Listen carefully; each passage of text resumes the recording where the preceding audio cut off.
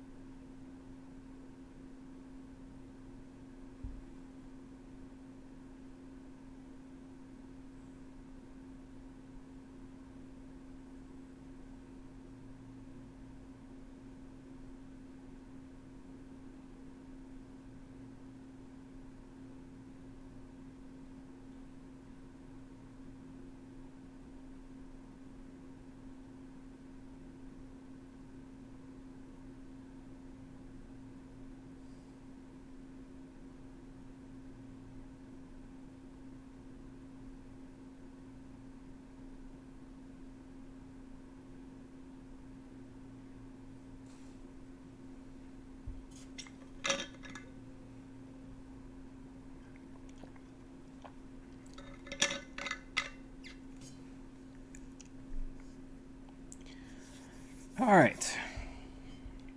I have hydrated. Let's get going, shall we?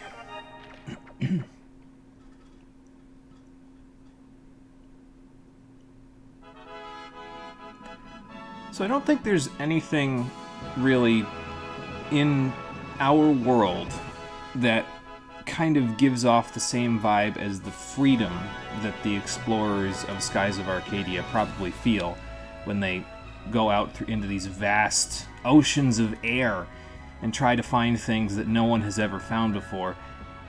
Not sure if we can get the same experience in our world, but I am reveling myself today in the freedom that I have from being clean-shaven.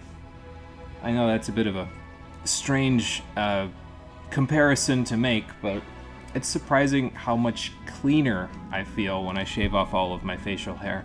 Something tells me, though, that I'm not going to be able to get Drachma to even consider that. He seems like he's kind of got his look pretty well set in stone there. How you doing, everybody? Welcome back to Skies of Arcadia Legends, the Stream Edition. Now that we're out of the way with that strange non sequitur, let's continue our way through North Ocean, because last time we beat the Valuans out of Ixataka, and they tried to summon the Green Gigas Grendel to defeat them, and yeah, that didn't really go well for anybody involved, so, but anyway. We've got a bit more ocean to explore up here, so let's go explore it, shall we?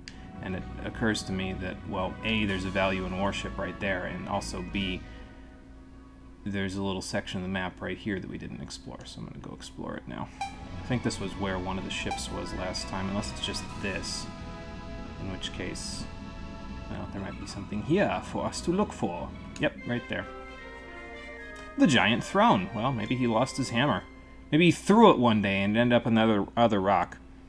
Yeah, facts about clean-shaven there, Pizza Night, that's for sure. Good lord. It's funny, though, because a few of my friends have said, hey, you know, I'd love to be able to grow facial hair, but my hair just doesn't grow down there. And I'm like, man, you're not missing much. I mean, when it grows a little bit out, it makes you look kind of expressive. But once it grows a little too far, all of a sudden it's like, okay, no, this is just annoying. Hello, Pizza Night, as well. How you doing? Welcome back. We are exploring around North Ocean, like I said, and we found the giant throne, an enormous rock formation that looks like a rocking chair. Interesting. The claw marks on its surface have given rise to many stories. Some speak of a giant green creature that once perched here, or of a hairy beast that was lulled to sleep by the rocking motion. So, either Grendel or one of the Sasquatches of Rixus, although it would have to be a particularly large Sasquatch, given that, so... Ah, Lifeblood's here as well. You went back to the 10th dimension. Nice. Sounds like a plan. I don't even know what would be waiting for you in the 10th dimension. I'm only aware of the first 5. I don't have the relativity knowledge that I probably need for that. But thank you for resubscribing, Lifeblood. I appreciate that. That's 9 months. That would make you... what would that be? 9 is the one that I don't remember. I think 10 is like decachromatic, and then... It's like... It's not novachromatic or nueva-chromatic? Something like that, I don't know. But I'm doing pretty good there, Pizza. Nona-chromatic, that's it. Yeah, Nona. I knew it started with an N. Yeah, Nona-chromatic. You are correct. But I am doing pretty good, and Lifeblood is beyond human comprehension. So, all of the above are good. Let's get moving. Into the skies. I was almost there, as it turns out. I just had to sail a little further northeast. I knew it was going to happen at some point. I just wasn't sure when. It's going to happen now, because we found Gordo's ship, the Bloodlust. And that thing looks like it would probably hurt you just by ramming you. I'm sure at some point all of this looked appetizing, but at this point it just looks like a whole bunch of polygons strewn together. Yeah, apparently so. I like how he's just named in the first line of dialogue with him as Fat Guy. Like, okay, well, I guess that's on the nose. Oh boy. I'm not so convinced that we would have a whole bunch of food for you. I would imagine that Drachma mostly just has a bunch of salted meats here, but whatever. Well, I guess we're gonna find out, aren't we? Yes, they are. You'd think if they wanted to stay a little bit more under the radar, they wouldn't fly a black flag. They'd, like, fly a white or a blue flag and then be like, ha, gotcha! But I don't know if anybody does that in this game. The gourmet pirate, huh? Oh, boy. So how's he gonna... I mean, is he gonna try to board us, or what? Like, it's not like they can stand out on the deck. That ship is rounded. Yeah, he's a strange one, alright. So what do you think we should do, Captain? Okay. Well, that's a mistake that they're going to live to regret. I guess so. Alright, well, quick and easy boss fight right at the beginning here today. I don't know if it's actually an easy boss fight, but it is story-based, so I guess we'll have to deal with it that way. On that note, you have to turn right at the back rooms and go straight for another dimension. Sounds like a plan, Lifeblood. Just don't take a left, because I heard that sends you into a black hole or something. Wouldn't be good. Hey, Conquer, it's going pretty good. How's it going for you there? We just got straight away into a boss fight against Gordo, one of the black pirates, and, well, we're gonna see what we can do about him. How do I want to do this? Probably just do a bunch of Glyphs of Might. That seems like a good idea, right? Just start with that. Actually, before I do that, let me think about this. I think we want purple because they're all red elements, so we'll start with purple elements and we'll go from there. Get some Crystallis going. Once we get Incrum going, I don't think they have access to Dronos. We'll know when something has access to Dronos, trust me. Because I'll be like, damn it! My buffs! You're tired and only now about to eat quote-unquote breakfast. Oh boy. That's a whole lot of fun, Conqueror. That sounds like a busy day you've had. Hopefully you can take it a little easier for the rest of the day. Bonk. So how much HP do they have? Okay, not too much. Like 600-ish. I'm a little loath to use Pyram on them, but I feel like a couple of them will probably take them out, so... Oh, black hole. Sounds like a nice vacation. Okay, well, I mean... I guess it's just up to personal taste, you know? See what works for you. But yeah, as you can see, we probably want to take out the chefs as quickly as we can, because otherwise they're gonna basically just keep blasting us with fire magic and physical attacks and all that. More annoying than anything else, I guess. So if we can take care of them relatively quickly, we'll be okay. Oh, digest. Okay, fair enough. So if I recall correctly, when he uses digest, on the next turn he's going to use one of his moves. It's kind of like how the Sentinel in the beginning of the game used target search on the first turn, and then used blaster on the second. So something like that, anyway.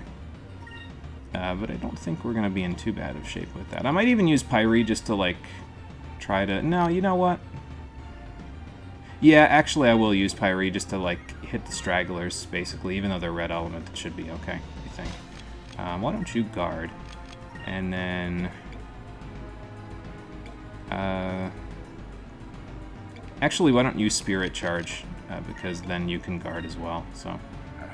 Kind of want Aka to just, like, you know... do a little extra, because Rain of Swords should do some really solid damage to these guys once we get the chance to go. So. Should take at least 2 of them out. And Marie's here as well. Hello, Marie. How you doing? Welcome back. You missed yesterday. Why are we fighting a Gormand? So we finished up with Grendel, the green Gygus, back in Ixataka.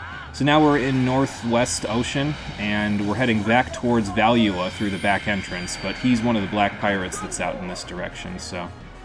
Yeah, we're gonna try to take him out while we're here. Loqua Spray. Damn, that's spicy. Damn, that's really spicy. It's hot lava, good lord. How did our ship survive that? Oh, anyway, doesn't really matter. That's the best that he can really do, so yeah, we should be alright. We'll just, you know, use a Sacrum Crystal, and we'll go from there. Why don't you use the Crystal's box, because he's still red element, so that should work pretty good. You can use a Sacrum Crystal. Actually, I might have Aka do that because she's faster. Have her use a Sacrum Crystal, and then you use the Crystal's box, and you continue to Spirit Charge. Yeah, Defug, how did he breathe lava onto my ship? He just breathes fire. That's actually creative, all things considered. Like, this world has jank AF resources, but he's just like, well, fire breathing. There you go. He also says, "Wah!" when you smack him in the face. So that's fun. Black holes are only dangerous if you are a third-dimensional being. Okay, gotcha. I'll steer clear then. You literally woke up, used the restroom, got dressed, went to the grocery store, then after getting back you had to wait until the kitchen was no longer in use. Oh my god, yeah. I get that. It's unfortunate, but I get that. Oh good, he's already gone. Well, that was underwhelming. I mean, Aka says it was fun, but I think it was underwhelming. I guess the experience is okay. Basically like a random battle, almost. A little harder than a normal random battle, but a random battle nonetheless. He does, however, get us a Cham, 20 flying fish, and 10 spiked sunfish, so I guess we stole his food instead. So, that's nice. You guys, really didn't do much, did you? Yeah, the gang's all here, definitely.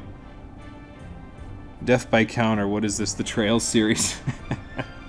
I could imagine the Trails series might have taken some inspiration from this, but I don't remember when the Trails series started, so maybe they were like side-inspiring, like one inspired the other and then the other inspired the first one. I don't know. Yeah, well, we haven't really been in North Ocean before. We're making our way this way, yeah. So.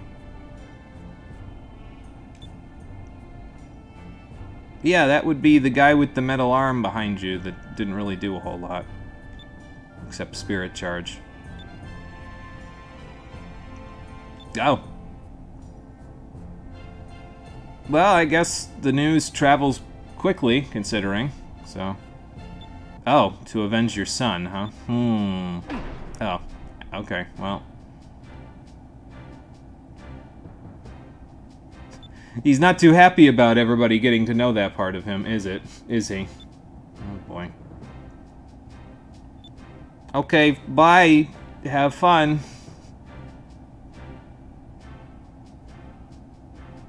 Oh, boy.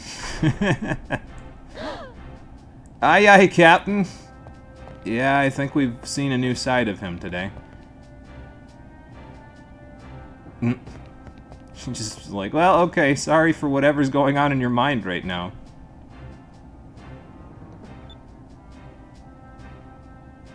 I don't think we got to hear that little detail just yet, that he's trying to kill Rachnem to avenge his son, but I think we might have when we first met him. It just hasn't come up since then, so I guess this might be like a reminder, basically, to say, hey, it's been like 15 hours since we told you that's what Drachma's motivations are, so here you go again. North Blue, I mean North Ocean. This isn't One Piece, no. When did One Piece even start, anyway? Because, I mean, it's possible that they... Like, the manga was probably starting up when this game first came out, so there may be some inspiration that was taken from both. I don't know. Let's check around these little tidbits of land here, because there's usually a discovery on them. Not always, but usually. Rachnem, when do you fight him? Well, it depends on when the next time we find him is. Because I don't think that Drachma's going to let him go without us fighting him the next time, so... Yeah, we'll see what happens. Yeah, why don't we just attack those guys? We will do some Pyras, because that'll take those guys out. We'll do a Lunar Glyph, because that works so well. And, yeah, just attack the Roselle, that's fine. Yeah, big flower guy. These Roselms are unique to North Ocean. Just like the other large enemies that we fought in the game so far, he seems to be relatively vulnerable to being petrified, so... As you can see.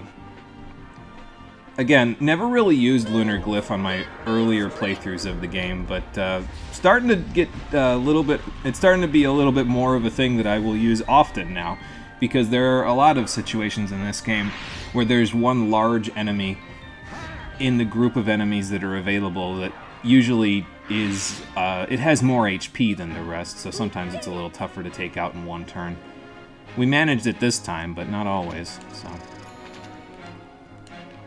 Okay, how are we doing on... Okay, so Sacrum is in, like, 6 battles for Finas. Drachma got Silena's, so that's cool. And we're still working our way up to Crystallum, so that's okay. Excuse me. Don't think he said why he was, just that he was. Okay, well, now we know. He's searching for Rachnem to avenge his son, so there we go. Has some motivation. Drachma is you back when Bismarck was the primal you spammed. Well, with more baggage, I guess. Yeah. he's got a bit of motivation other than, you know, the need for loot and also the need for the whale to perish. So when you are purple, are you weak to red? So... It depends on if you're talking about enemies or characters in the party. If you're in the party, the element that your weapon is only refers to your attack. It doesn't refer to your defense. So if I'm purple elemental, like my weapon is purple elemental, I'm not weak to red just because my weapon is purple elemental. However, enemies do not have that same luxury. If they're red elemental, they're always red elemental. Attack and defense both. So... I don't think that any of the allies have a specific element to them. I'm pretty sure everybody in the party is colorless. They don't, like, take more damage from certain sources. Like, for example, Fina, despite being a Sylvite, does not take more damage from yellow element attacks.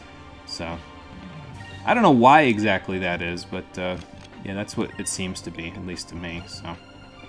do I need this for... No, I don't need this for anything, so let's just do that, and do that... and do that. Yeah, your party is, as far as I'm aware, colorless. They don't have a specific element that they're weak to, so, in terms of defense. But they can change their attack element to suit the situation.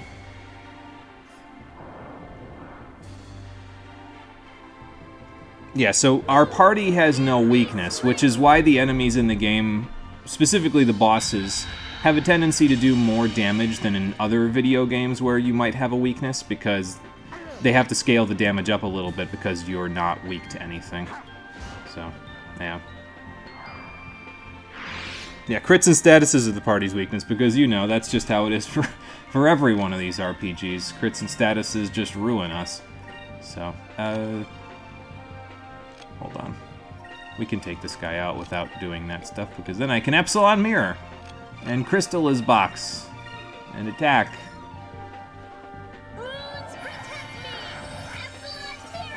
You killed the white whale over 300 times. You loved Bismarck EX. See, I still haven't gotten to fight Bismarck EX. Maybe one day. I guess that would depend on whether or not I actually, you know, care enough to go back and do that stuff, though, because I mean, most of the stuff that I care about doing in 14 at this point is story-related, just so I can get it all done with, so I don't have to play 14 for the stream ever again. But we've discussed that before, so, you know. Yeah, the flower is the strong enemy, yep, has more HP. He's the mini-boss of the area, effectively. So, only 2 will, Fina? Come on, you can do better than that. Okay, so... I think I will switch off of purple back to green, so that way we can work on getting Sacrum, so... What the hell, you haven't fought the White Whale? Not in the EX version. I've fought the regular version, obviously, as part of the story, but... I've not fought the EX version, so...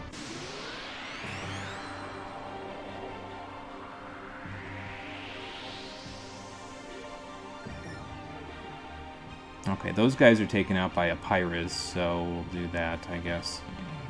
And then, scroll past it, there we go. And then we'll work on this. There's green right there. So, Pyrrhus, a go-go.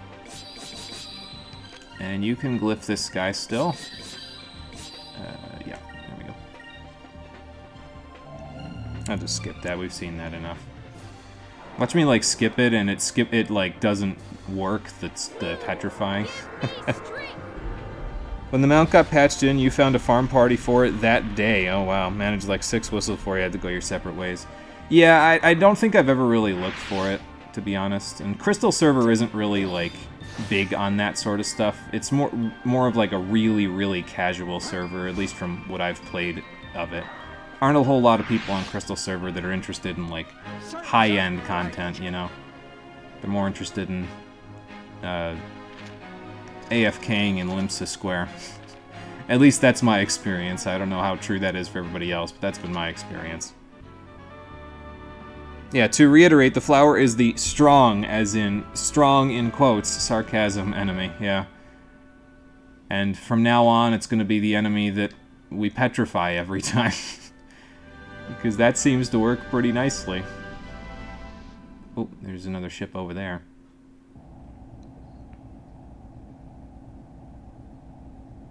Yep, we're coming around the west side, apparently. It's gotta be, like, in the palace or something, though. Because, well, I guess if it's near the Yellow Gigas, it wouldn't be. Because, you know, they wouldn't want, like, the Gigas to rise up and destroy the whole city. So maybe they sealed it somewhere else. You were on Siren, which is really RP heavy. Okay, gotcha, so... Not really a raid person. Yeah, I've never had the opportunity to do any raiding stuff, to be honest. Mostly because I've never been at endgame with the rest of the players when endgame was what I was currently doing. So, like, everything I've done in Final Fantasy XIV before this is me getting to it years after the content was new. And there isn't really a big raid scene in Final Fantasy XIV for old content. It's constantly being basically just people going into the new content exclusively. And as it turns out, I hate the new content, so, like, story-wise, mechanics-wise, almost everything about the new content I dislike. So I will never really get to do raid stuff in 14, because it's either I don't like it, or I was too late to the party. So, anyway. Yeah, it's probably a good idea. I don't think he's going to break out of his shell, considering we just witnessed one of his not-so-fine moments, so... You look a little sad, Captain. What's going on in there?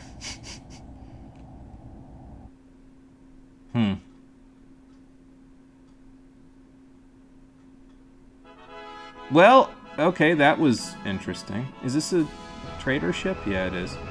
I think. Yeah, value and merchant ship. There we go. Ah, so where's the new continent, then? Well, yeah, that's fair. Actually, we've seen a few pirates, as it turns out. Hang on. I saw the discovery, don't worry, but... Anybody else see that? I don't know how well you can see it on the screen there. Maybe if I get a little closer. You can very vaguely make out the purple moon behind that set of clouds in the mist there. So I guess the purple moon isn't too far away either. Meanwhile, the lighthouse ruins. Let's take a look. Need to get me some fucking primal mounts. The greatest motivational factor for you is being able to hear music. Guess why you're obsessed with orchestrion rolls? Yeah, I could imagine, considering they probably played the orchestrion roll for the fight if you get them in the EX versions. So, yep, pirates. Yeah, different pirates, not our pirates, not my pirates. Lighthouse ruins. Originally an ancient ruin, it was converted into a lighthouse to guide Valuan ships returning from the north. But as the center of Valuan culture shifted to the south, the once great lighthouse faded from people's memories. Still pretty cool, though. So let's move back so we can take a look at it. Yeah, there it is. Now, it does look a little worse for wear, especially at the top. Like, that doesn't even look attached anymore. But yeah, there's the yellow moon right there that we can see a little more plainly. And wherever we're going, there's the capital down there, but we're north of the capital, so maybe we'll be going in through the back entrance here, depending on where this takes us. Depends, they all play music from the fight, but it's not always the one you might want to hear. Oh, okay, gotcha. So like if there's multiple phases or something, it's like, it's not something I'd want to hear, you know. Alright, Scorpons, those are purple elements, so you know what that means. Goodbye. Fina, why don't you just guard, because we can probably... Actually, no, you do an attack on one of them, and then Dracula attack the other one, because Aka's pyrizing. Excuse me. Oh, they got a little HP. Okay. I was thinking because they were teeny tiny, they'd have, like, no HP, but this should still do good damage. Yeah, we'll be able to take them out. Maybe not Fina's, but Dracula's definitely. Yeah, not quite there yet. That's okay. I mean, if we use red element, we'd be able to take them out, but it's fine. We got a preemptive strike anyway, so no big deal. Do I have Salon Mirror here? No, I'm only missing 2 MP. I don't think we need to bother with that. Like, Nidhogg EX plays the Phase 2 theme instead of the Phase 1 theme or the Phase 3 theme. Okay, gotcha. So it might be like... It's like you said, it might not necessarily be music that you want to hear. Gotcha. Well, that makes sense. You've participated in a few raids in Monster Hunter. It was always a blast, yeah. I've heard good things about a lot of the high-end multiplayer content in Monster Hunter. It's just something I've never gotten into, that's all. Maybe one day.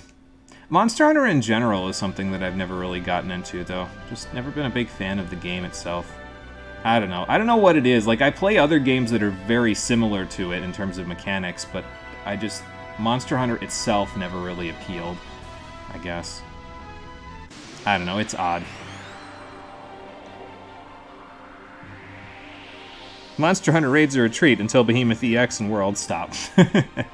None of that. We don't mention Behemoth EX around here. Yeah, 14 got the better part of the crossover, yeah, because they got Rathalos, so that was... We did fight Rathalos in when I played 14, so that was fun. Let's see, Genis, Razorbeaks, and Scorpons. Okay. Oh, we can take out the Genesis. Let's do a Pyrum. And, Crystal is box. Use on the Razorbeak. He seems like probably a bigger threat than anything else, so... Let's see. I mean, you usually don't call something Razorbeak unless it's pretty difficult to kill or it has a specific type of attack that could potentially be a problem. And he has a little bit of HP, so...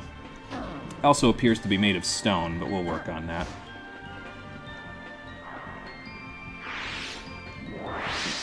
Oh, I've been silenced. That's a new status. We just got Silena's not too long ago, so... I guess it's not that new, but... Yeah, if you're silenced, you can't use any magic. I think you can still use super moves, though, so that's not really a big deal. Alright, a couple more battles, and Fina will have Sacrum. Cool. Ooh, thunder and lightning around here. Gonna have to be careful I don't get hit by that. Behemoth EX can go to hell. We got content that didn't torture the player base. Seriously, you don't understand. fact that there's a DPS check and an elemental damage one at that is actually bullshit. Oh boy. I don't even know what that is, but sounds like painful. Stupid party members are the reason why you never beat him. Same with Elatrion. Elatrion was similar, but you actually have a friend group that were coordinated enough to beat it. Gotcha. Yeah, I guess it just kind of depends on the situation, but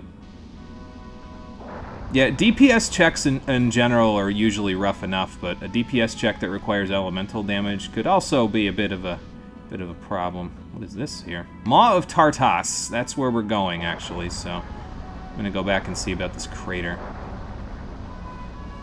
Bet you there's a discovery in it. It's not where we're going. I figured the crater was where we were going, but no. We gotta go to the Maw after we're done with this. 3 razor beaks, okay. Let's see. So, I mean, I could Pyrum Pyre, but it didn't really look like that did a huge chunk of damage last time, so. I guess I'll just do like a Pyriz, and then, no, actually, yeah, actually, I will do a Pyriz, because then we do that, and we do a Glyph, because we have enough for that, and then Drachma, you can attack the third one. Have to see what these guys do. Well, I guess it figures. They look like they're close to stone, so they would have a little bit of stone resistance.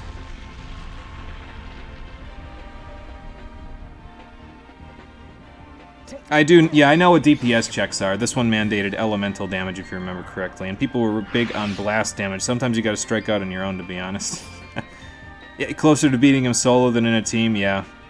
There you go. Useless against it. Oh, the blast damage, yeah. Gotcha.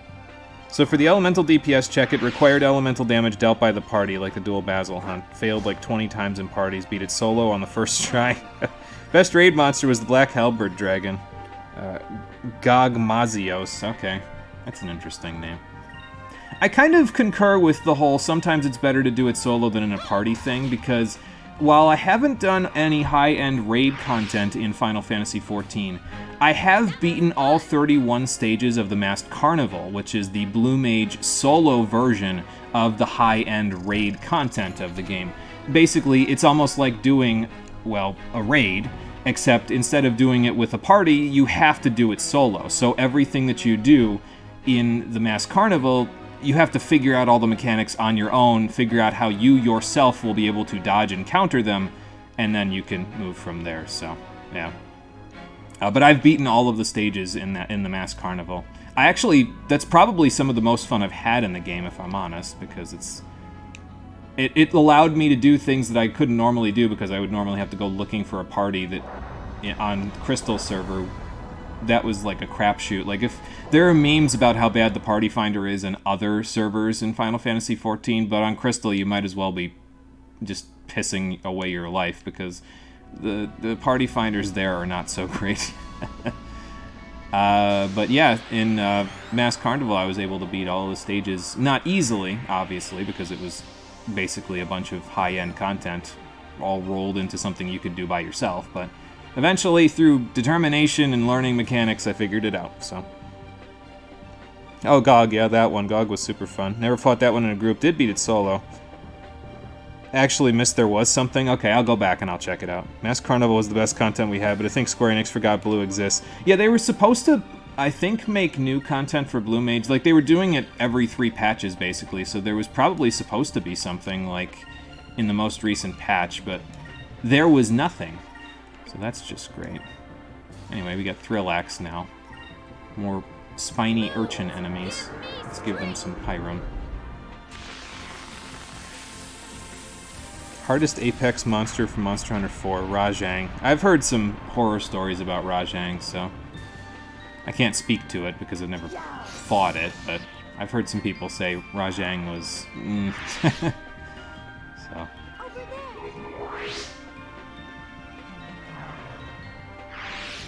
Rajang followed very closely by Diablos, gotcha. Gather Strength, okay, well that didn't do a whole lot. Alright, Razorbeak, what you got? Fatigue Breath? Okay.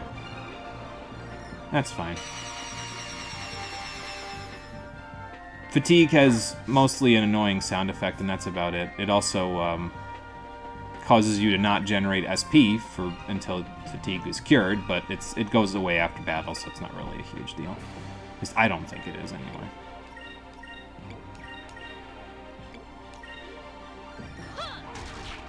Alright, so let's take that guy out, and then we'll work down the Razorbeak.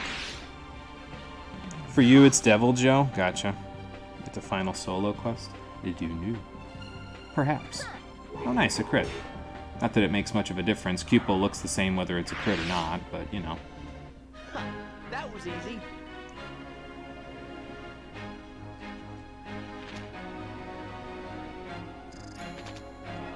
Okay, Drachma is level 23, Vice is almost 24, so that's good. And Fina's one battle away from learning Sacrum, then Aka's got about 5 battles herself after that, and then we can move on to something else. Let's see, so there was something over there that I missed, and the crater's back here. I figured it would be like in the middle of it. Like here-ish?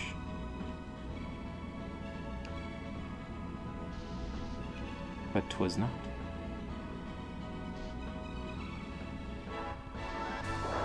Ooh, here it comes again.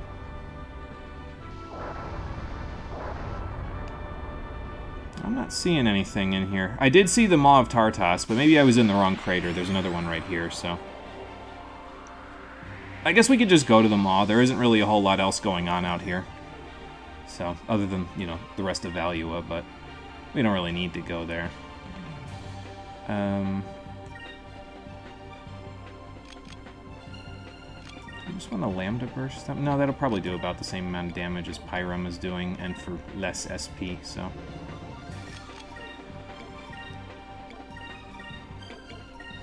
So we'll just do this. Asked that before, did you not? Anyway, you somehow did it, no clue how. Well, that's good then. It means you've you know, done something that maybe not a lot of the player base has been able to do themselves. At least not solo. Anyway. Let's try this. I almost want to go back and count how many uses I've gotten out of that Crystallis box, because it seems like I've gotten more than the normal out of that thing.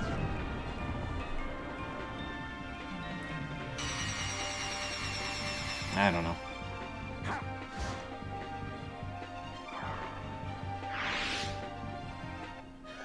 That was easy. Alright, so Fino gets Sacrum out of this battle, and then we can just have her use that, or Aka use that, and go from there. Vice is level 24. He got 6 power and 6 will, so that's really nice. And let's check in this crater. Yes, no, maybe so. Well, there's a third crater as well, so I guess we can go back to that one. What level do you normally finish this one at? So if you don't do a lot of the side content in this game, you can finish it at around level 40. I think we're a little over-leveled for where you normally are in this game. I think you normally get to this point and you're about, like, level... I want to say, like, 21 or 22 is about normal for this point, but I'm not 100% sure about that, so... But yeah, you could beat the game at around level 40 if you're not doing a lot of the side content. Yeah, Skies of Arcadia, yeah, that's what Marie means, yep.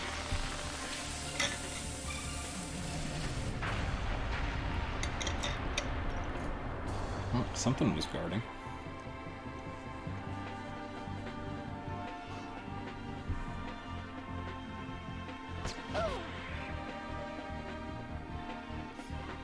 Probably that guy that's gathering strength, because it seems like that kind of makes his... It might even make his dodge rate go up a little bit, because Drachma missed. Now, I know Drachma doesn't have, like, 200% accuracy, so it's still possible for him to miss even with 100%, but... Let's try this. God, you would love Golden Sun. If you're cheesing everything, you can finish the final boss at level 20. Oh, boy. That's an interesting level to finish off on, that's for sure. Let's see. I think now we Epsilon Mirror. It seems like a good idea. And then we do that, and then we do that.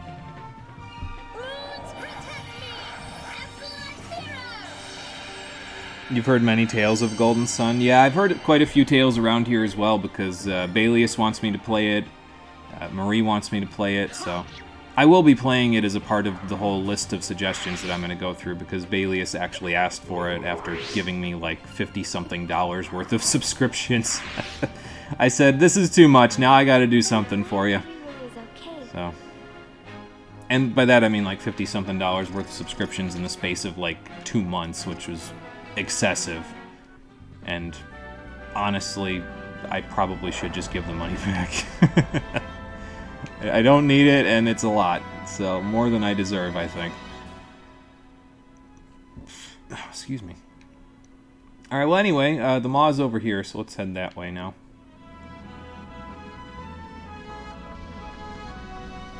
Sure, there are more discoveries that I could have made, but I'm just not seeing them. That's all. Golden Sun's actually pretty variable. I think the highest level you've ever been to is in Golden Sun 1 was 30, aka the point where your healer gets the buff clear spell, but you just beat the game, and then there's the second game, yeah. And the second game is the one where you import things, and it remembers the levels and stuff from your previous party, right? Yeah. If I remember what you said about it before.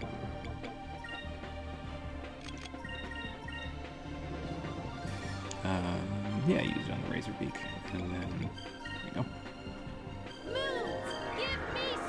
And then there's a second game where you can beat it at 34. Got to be a little higher level than the first game, though, right? If I recall correctly, because of the fact that the Golden Sun 1 party shows up in Golden Sun 2.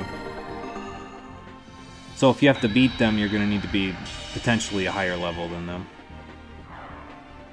I think you beat Golden Sun 2's final boss at 44 as a kid. Okay. That's quite a high level, but I mean, I guess it's possible you could have done more than what the game needed you to do, you know.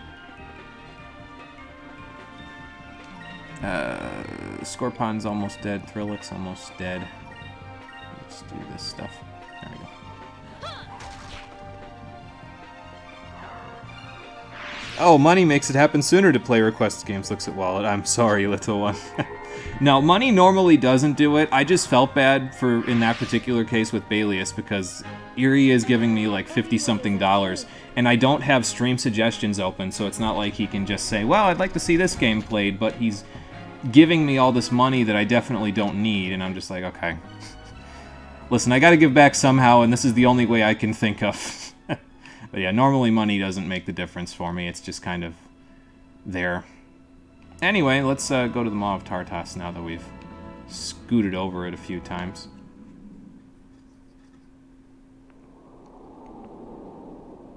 You've never gone that high unless you're fighting the super boss. AK 70 if you have strats, 99 recommended otherwise. The damage output fucking sucks. Oh my god, yeah, that's a lot to be doing.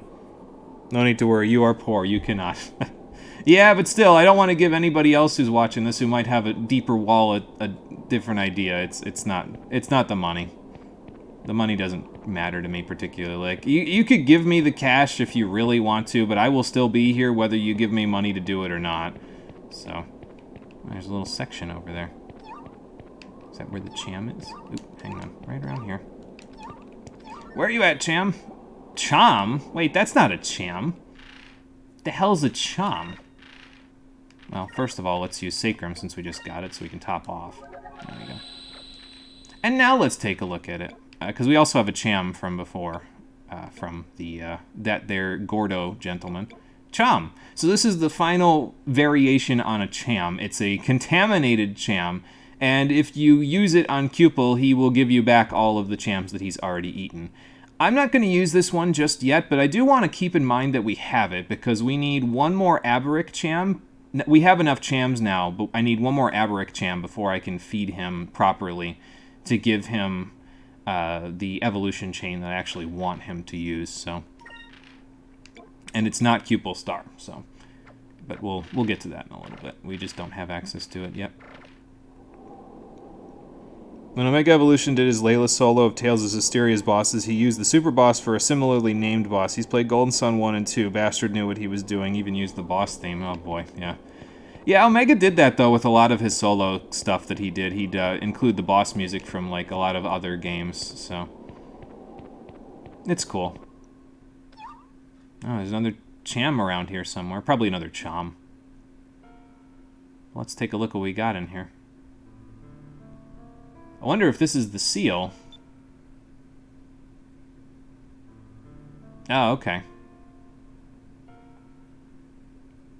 Gotcha. So we got to get through this seal of some kind. So do you know how to get through it then, Fina, since your people created the seal, or? I mean, that's probably worth it, because then we don't have to fight it, but... Well, you know that's never going to happen. This is Skies of Arcadia. All the Gigases have to get released in order for this game to be this game. So... True. So how do we go get the crystal? I mean, should we just shoot the harpoon cannon at it? Can we even shoot the harpoon cannon straight down? Not really sure. Uh-oh. I've been spotted! Yeah, the punishment for a lot of things in Valua seems to be death. Alright, well, let's have a look and see what they've got. Probably a couple of Pyrises should do enough here. Hey, Sephico, how you doing? Welcome back. It makes Cupult Chamet, yeah, something like that. Oh boy, here come the puns. But welcome back. We just got to the Maw of Tartas, north of the Valuan capital. And we found the seal, but now we're being attacked by Valuan enforcers who definitely want us dead, so we're gonna see what we can do about that. A couple of Pyrises should do us some good there. Let's see. That's pretty decent damage, not great, but... And they got about, what, like 900 HP judging by that? You had a fucking heart attack seeing that thumbnail? Almost had a conniption. Foreshadowing! Yeah, oh boy. Didn't go well in that other Sky game, Skyward Sword. That thing ain't staying put. I haven't played Skyward Sword. Honestly, I never really got into a lot of Zelda games, personally. It just was one of those things that it just missed me when I was a kid, and I just never went back to it. The only two that I've played... Actually, I could say that I've played 3, technically, even though one of them I've only played, like, the first half an hour. I've played, like, the first half an hour of A Link to the Past. I've played the first 2 dungeons in Link's Awakening. And I've played, like, an hour of Breath of the Wild and then decided, no, I gotta wait. I can't play this right now because I gotta play it for the stream so that it's more like authentic, genuine, blind reactions to Breath of the Wild because I know I'm gonna enjoy it, so. Yeah, just never beaten a Zelda game. You'd think that I would have had to, considering how much bullshit I chat about games on this channel, but yeah, just never beaten a Zelda game. So.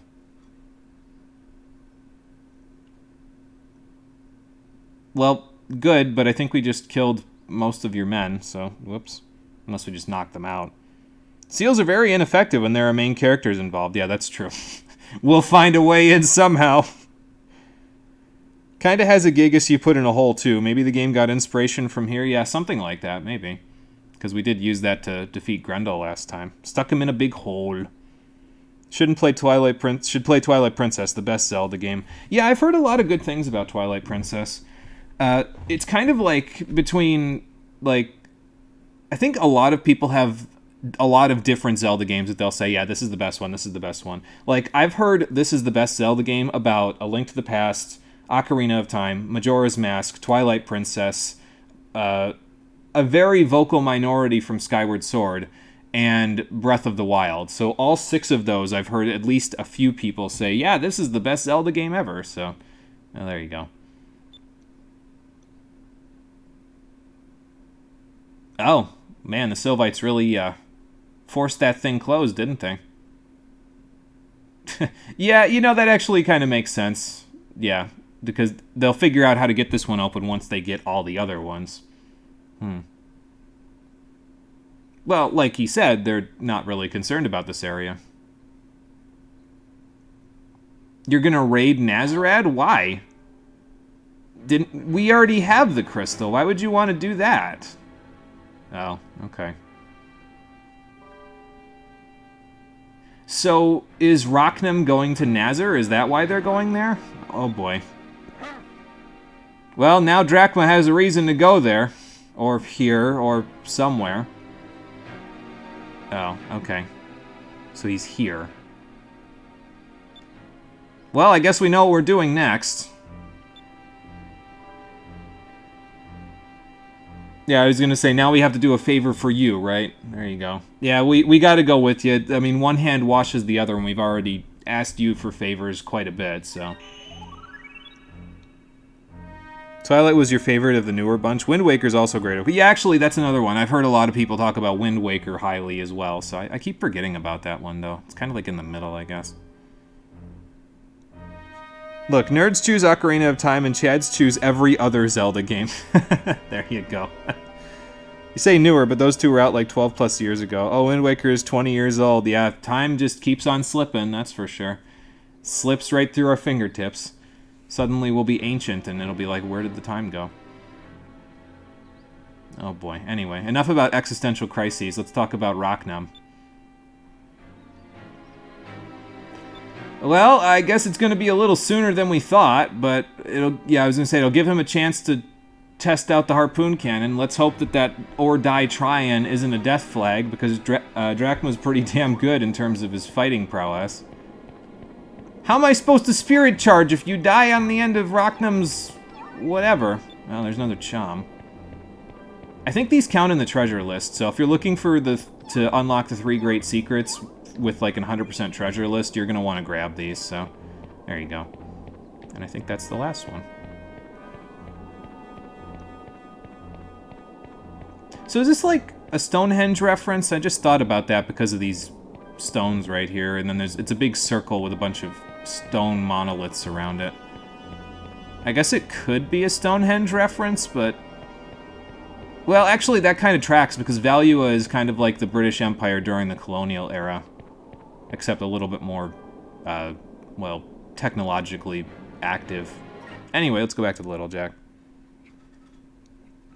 Why am I looking like Drachma? Why is my voice suddenly turning ancient? And there you go. To be fair, Skyward Sword is great for people who like or appreciate lore. Advisory label, induces chomiting, yeah. Oh boy. The contaminated jam. So where do you propose we rest up at? Oh, okay. Do we rest up out here, or... Ah! Okay, makes sense. Now, do I get the chance to save before fighting Rocknum? Excuse me. Oh, good. Vice is monologuing. Is Drachma gonna wake him up out of this by bonking him on the head and being like, "Why are you self-monologuing, boy?"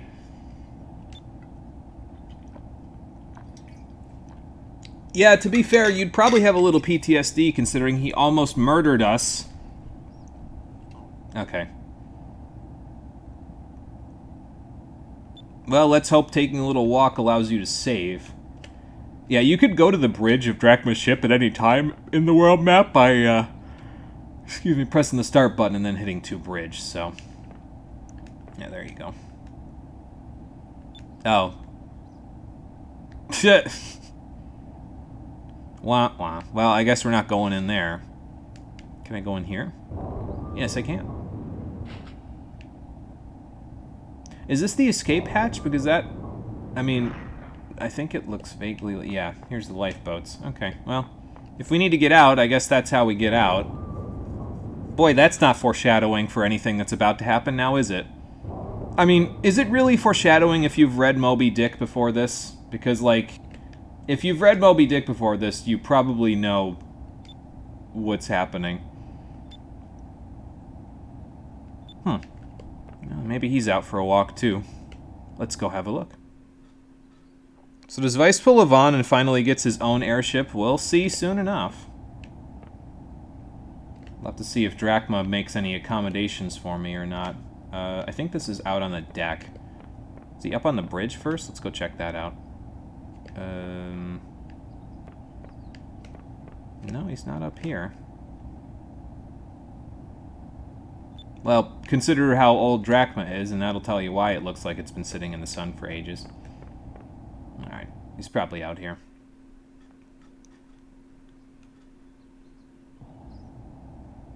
Yeah, there he is. Oh boy.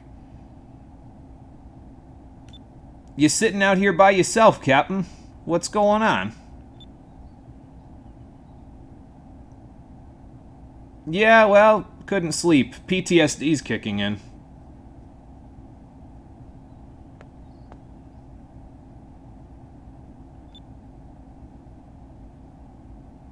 You know, this might make a good thumbnail. Hold on, let me do this. There we go. Yeah, that'll probably make a good thumbnail. Just get a quick snapshot. You're gonna give me this? Are you sure? It's a bundle of feathers. Did you decorate my sword? Oh, okay. You didn't put that together when Gordo talked about it? So that's why he feels so strongly about keeping us safe, even though he sounds like just a, you know, he sounds like he's trying to not be like, you know, our grandfather figure, but his son was about Vice's age, so he would see his son a little bit in Vice, and that's probably why he took us in. Yeah, throw him overboard! But I need him in battle, Amarella. I don't want to throw him overboard. He has spirit charge. Oh, boy. Throw him overboard or keep spirit charge. What a choice. How you doing, Amarella? Welcome back. We're having a heart-to-heart with Drachma at this point. We're waiting for Rocknum to get here, so... Let's be frank, you know Balthier wanted the straw back. That thing is basically a muscle car. I mean, yeah, it is. That's true. The straw was a great airship, but Balthier ain't giving that thing up. So you also named the ship after him after all of this, so... Yeah. Well, that sucks. And I'll bet you, yeah, he wasn't even really a pirate before this. He was a fisherman, and... Well... This happened. Well, yeah, it's an arc whale. I'm kind of surprised you guys even considered fighting it.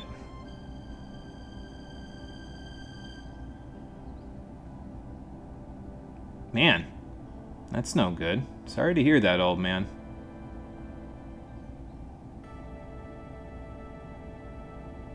I could see why you'd want to, considering he's taken, you know, everything from you. I'm not sure vengeance is the answer, but it would make thematic sense considering your backstory now that we're getting. Yeah, but we're your crew, so now it's our problem. That's the idea, old man. We stick together. Oh, yeah, that's not good. I think he's back! And to think I was gonna get some sleep tonight. Nope. Not happening. Fine, tie a rope to his ankle, then throw him overboard and reel him back in. There you go. Alright, where are you?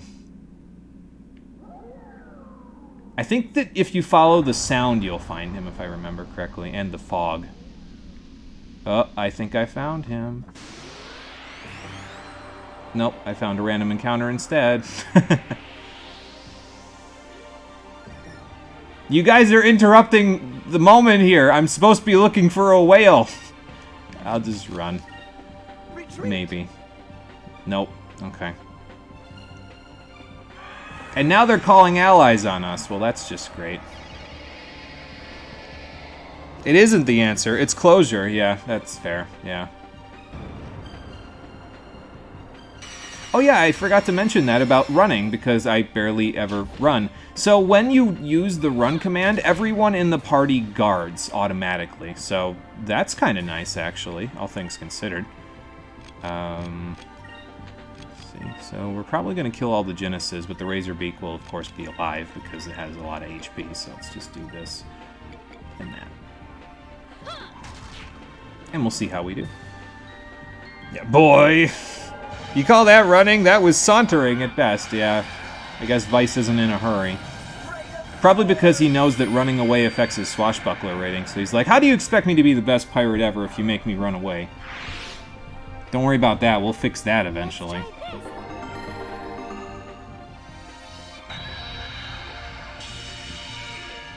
Sashaying, yeah.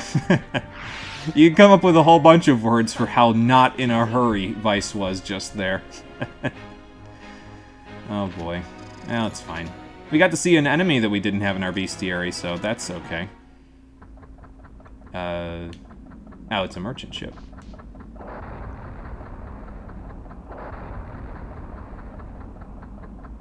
Oh, You mean the one that was out at the edge of the maw? Maybe.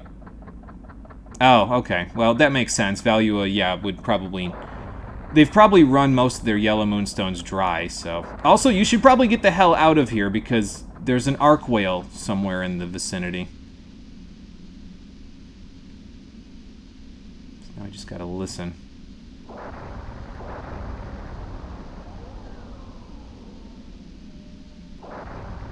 Let's see. Take a look at our map. See where we haven't been. We haven't been down here, so maybe he's down here. Oop. Did I press the map on the exact moment that I was about to get into an encounter? Seriously? Alright, anyway. Yeah, sashay away. That's it. 2 razor beaks. Okay. Let's see. So... yeah, I'll just Pyrum. That's fine. And you use this on one of the razor beaks, and then you just attack one of the razor beaks, and then we should be okay.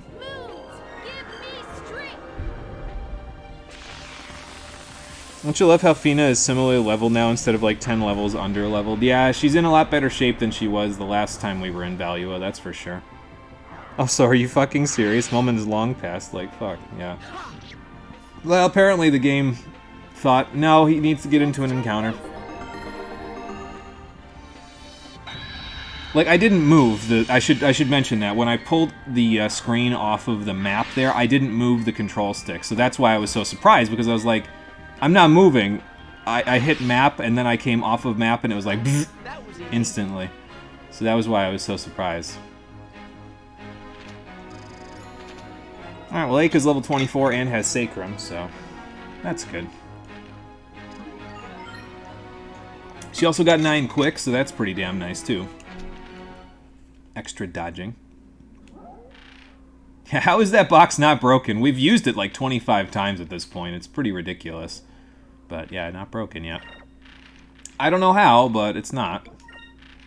Alright, but we can get off green element now because I don't think Vice is going to need it. And yeah, Drachma's definitely not going to need it. So we can start working on purple again. He's this way.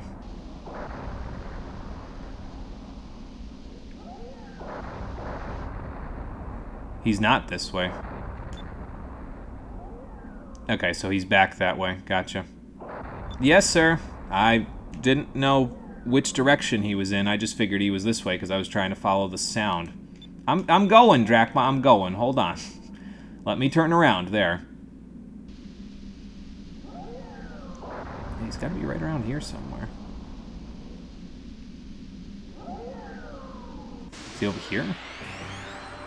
Huh.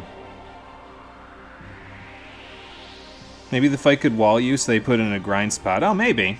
Perhaps. Although it's a ship battle because it's the Arc Whale, and so I guess the level wouldn't matter too much. But, I mean, I think I get the idea that you're trying to say there, yeah. Yeah, let's do purple because then we can work on getting Crystallum. Once we get Crystallum, I can start working on other stuff. It's just until we get that, I gotta kind of focus up a little bit on it. So I'm just trying to break my box at this point.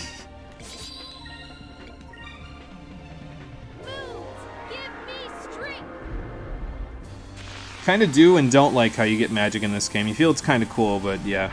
I mean, I guess it's an interesting system. Because you have direct control over it, and you can decide, okay, I'm specifically going to pour points into this type of magic experience, or this type. I don't know. In a way, I feel like it's interesting, but I don't know if it's, like, really intuitive, I guess. I don't know. It's fine, I guess. That's what I'm saying. It's not, like, anything super fancy, but it's fine. But yeah, you pick a color and invest in it. Yep. That's the idea. And, I mean, if you want to, you could have a whole bunch of different colors all at the same time in your party.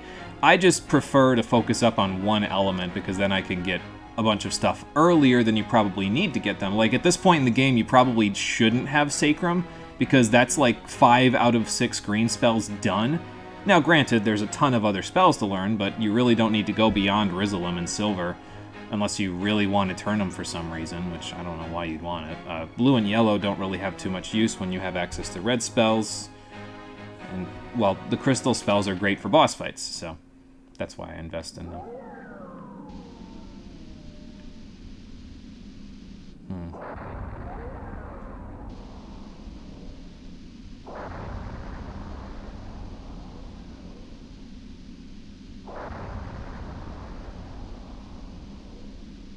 Okay, that was the cloud cover. Alright.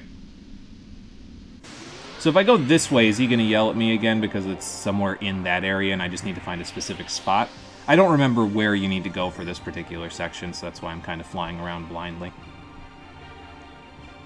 I think that's cool, though. Don't know why you feel lukewarm about the system, Dion. Yeah, it's kind of... It's got that sort of je ne sais quoi about it. I understand what you mean about it feeling lukewarm about it, but I don't know if I can articulate why either of us might feel that way. Maybe we'll figure it out as the game goes on. I don't know. Maybe it's because it's related to the attacking element that you use. Like, you can decide to go all in on a specific type of magic experience, but you also may have to sacrifice your elemental power against a specific type of enemy in order to do that. Like, maybe because it's tied to your attack element and to your, whatchamacallit, and to your magic experience. Maybe that's too much. I don't know.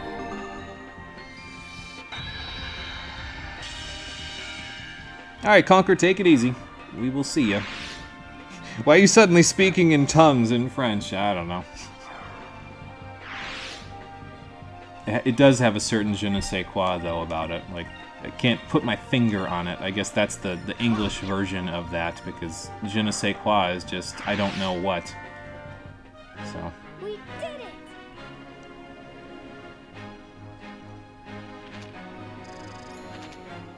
Alright, Fina's almost 24. Aka is pretty close to getting Crystalline, actually, so that's not bad. And then she'll get Pyrolen a little bit later than Fina will. So it balances itself out. Okay, I'm just going to listen for the sound. Because, I mean, we went around all over the place in here. I didn't see anything, unless maybe it's like down here somewhere, but that's inside of this section of the map, so.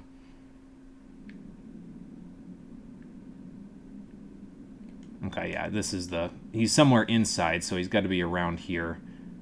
I just got to, wow. Compass, help me out here. There we go.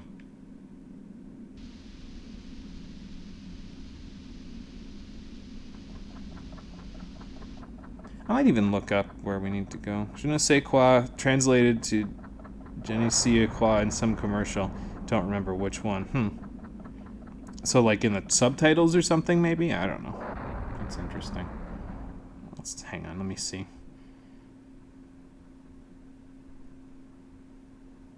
What does the FAQ say about post-Maw of Tartas? This FAQ, by the way, it's on GameFAQs by Insightful. It's actually very helpful. It has a lot of good information in it, so. Oh, it was supposed to be a joke? Okay, yeah, it totally flew over my head. My bad. We are looking for section 1.25. Because it's easy AF to misconstrue French. Yeah, that's true, because it kind of sounds like certain other things, but also not. I don't know. Let's see. Go east until another scene triggers. Okay. Got it. That's easy. Listening to full-speed French conversation was an experience in French, too. Yeah, full-speed French conversations, especially from, like, native speakers, is like, holy shit. It's probably like hearing English when English is your second language, I would imagine. Oh, that's the wrong button. Hold on. I'm trying to save. There we go. Because I don't think I've saved since we started today. No, I have not. Okay.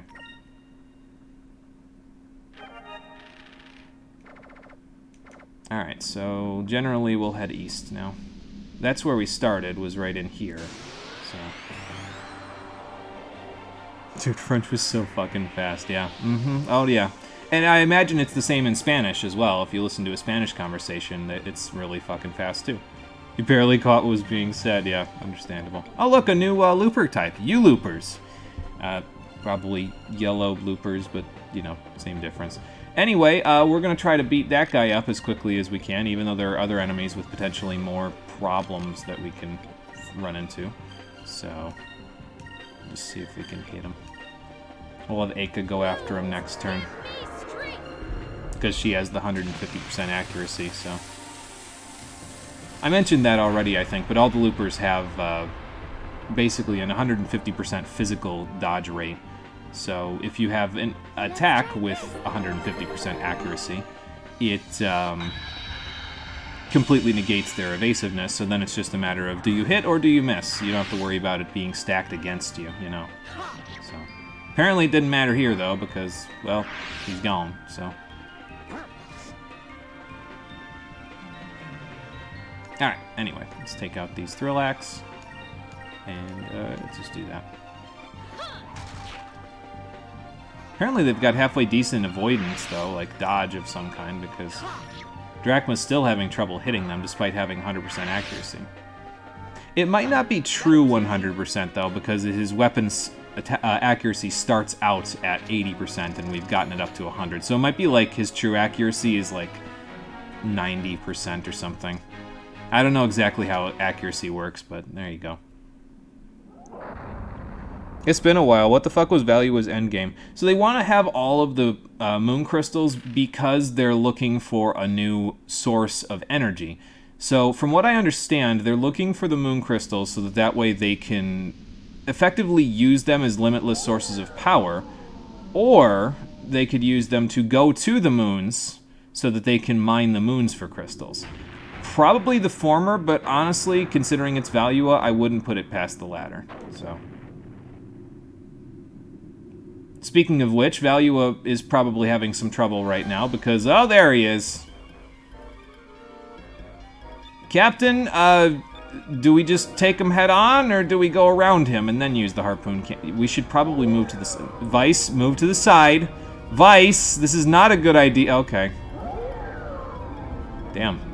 Vice is a straight gangster. Did you see him play chicken with that arc whale? Good lord. Oh. Okay, apparently Valua is also hunting him. So that's just great. Come on, whack him out of the air, Rocknum. Be a rebel! No, they're a little too far away. Well, that's not very nice. I'm trying to kill him. How am I supposed to kill him if you do that to him? Oh, and did they take Alfonso out of the command? Ah, okay. So yeah, Ramirez has decided to make his move now, apparently. And I'm not convinced it is, Fina, because you're doing that whole side-eye thing that characters do when they know more than they're letting on. Why does failure to communication just happen in every one of these games? Good lord. It's such a trope. I mean, at this point it was a trope, but not so prolific as it is nowadays. So, oh, okay, so we're gonna fight the Valuan ships, and then we gotta... Are you sure he's gonna be okay with that, though? I mean... I guess it depends on how ruthless he is, and he's like, ah, well, whatever. Take out the gunships, that's fine, we'll just shoot them out of the sky. Yeah, Sin, I mean, whale! Off the starboard bow! Yeah, holy fuck, that is huge. And purple, yeah, literal whale. Yep. Rocknum is a very, very large beast, as you can tell. Bigger than most airships, so... Well, actually, I'd like you to stop fighting so that you can let me kill the whale. It seems like we shouldn't be focusing on them. It seems like we should be focusing on, like... I don't know. Rocknum, but... Like, all of us together fighting Rocknum, but I don't know. What do I know, right? Excuse me. Do I guard on the yellow turn? I mean, it's yellow. Like, I don't think that's really necessary. How about we do an Opowax? And, do some gear grease as well. Do it right there, because I don't know. I've got no qualms about it. Yeah, so see how I can actually, because this thing has a limit of 3 instead of a limit of 2, I could actually blast the torpedo off this turn, and then have it land next turn if I really wanted to, but we'll just have it land on the same turn as everything else. Failure to communicate. I fucking invite you to Stella Glow's Chapter 8. Fucking hell, Hilda, just talk to me. What the fuck aren't you telling me? Yeah. It happens a lot. You could pretty much take any video game in existence and be like, okay, so let's listen to what the characters say, and somewhere in there there'll be a failure to communicate that causes plot problems. Why? I don't know. Like, you'd think after all the adventures we've been on, Fina would trust us, but with that information, but apparently not. I mean, to be fair, Drachma's only just coming around to telling us the important stuff, so...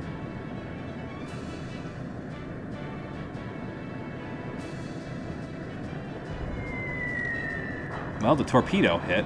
It's unfortunate that the other one missed, but what can you do? There's no way to increase accuracy on your weapons, unfortunately. And they did evasive actions, so that's probably why it missed. Okay, they have a red turn next turn or a harpoon cannon turn, so we're going to have to make this count, I guess. Well, we're going to want to use some gear grease, so we'll work on that, too. Let's guard there. We'll use gear grease here, just so I can build up a bunch for the harpoon cannon and stuff. And then... why don't we shoot the torpedo and then have it pop up on the harpoon cannon turn? That seems like a fun idea. No, you don't get it. She starts opening up to you and refuses to just give you the info you need. Damn it, girl. I love when that happens. Torpedo! Yes, same idea, actually. Although yours is probably going to hit before mine does. We'll just have to see what the decision-making is in a second so we can see if we get the harpoon cannon or not. Ow.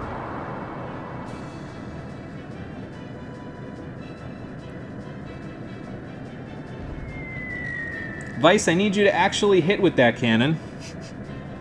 I could just wait for the harpoon cannon, sure, but like I'd like to get some extra damage off before we do that.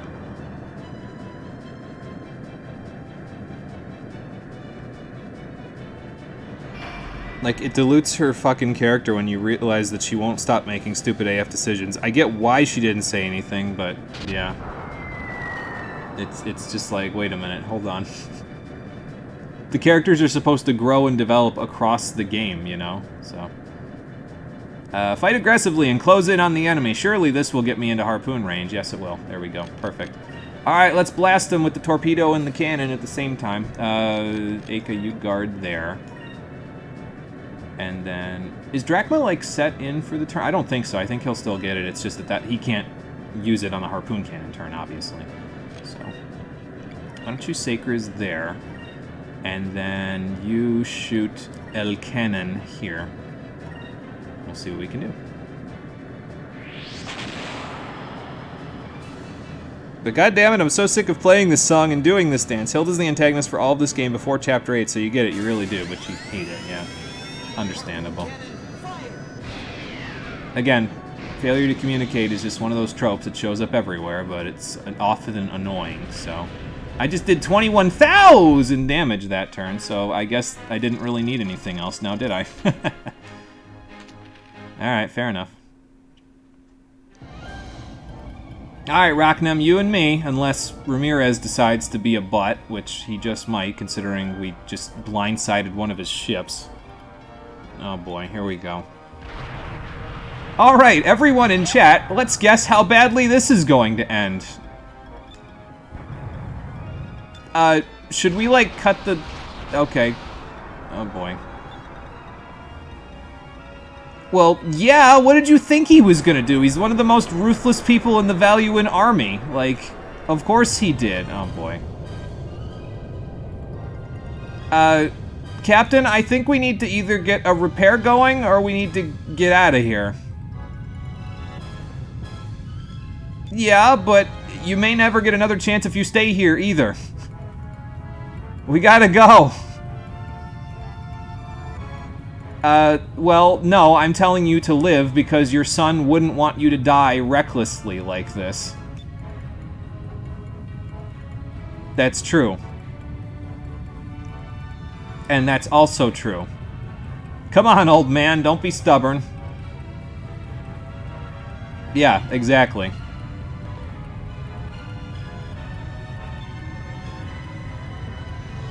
Alright, Akafina, we're getting out of here. Drachma, I need you to make a decision.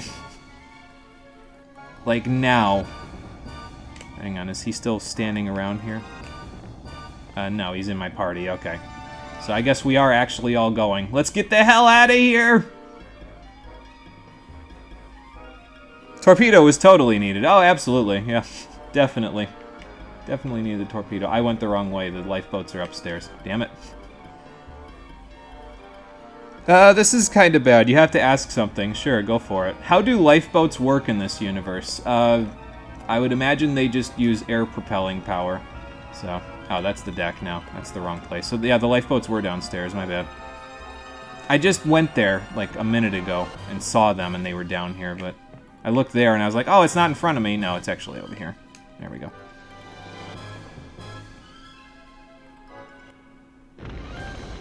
Well, we're gonna find out how they work, because we gotta get in, so... Come on, Captain, we gotta go! Okay, I guess women and children first. I mean, pushing them out is fine, but then you're gonna get on the boat after, right? I don't know, he's still got that thing sticking in him. He might not get away too easily.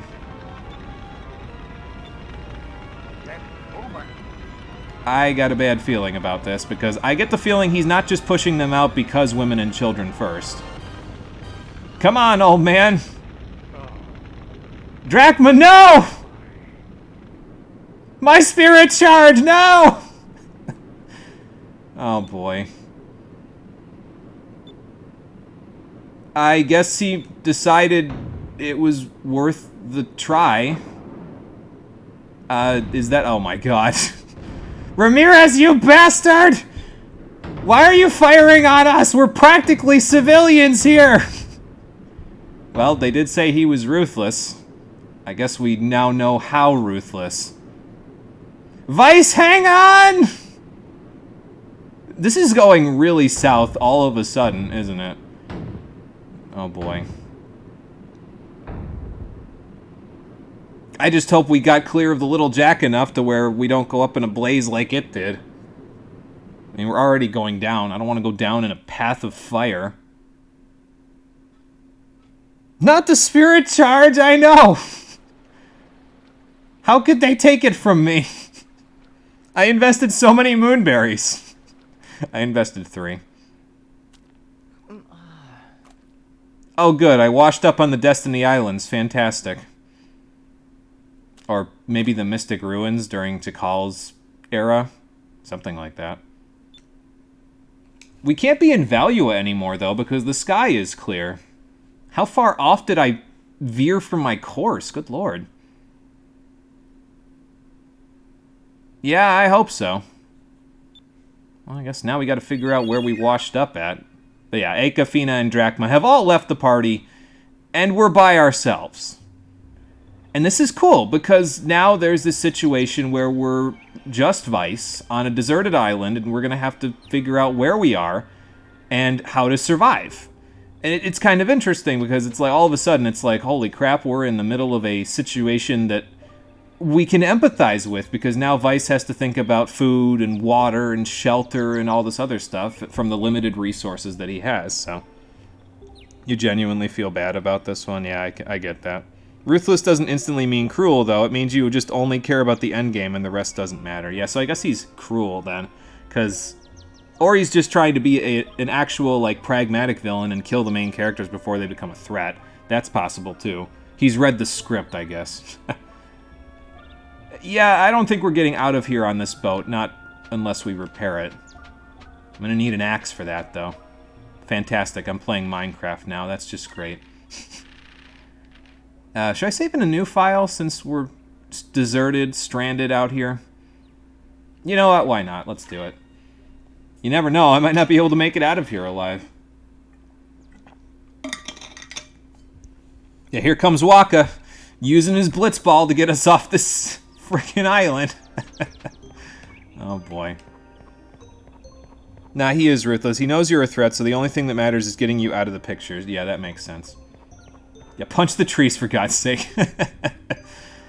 Oh, if we start that, oh boy. Alright, so where exactly did we end up? A very large monolithic rock island. Okay. Let's just hope there isn't a giant bird nesting up there like the Rock's Nest.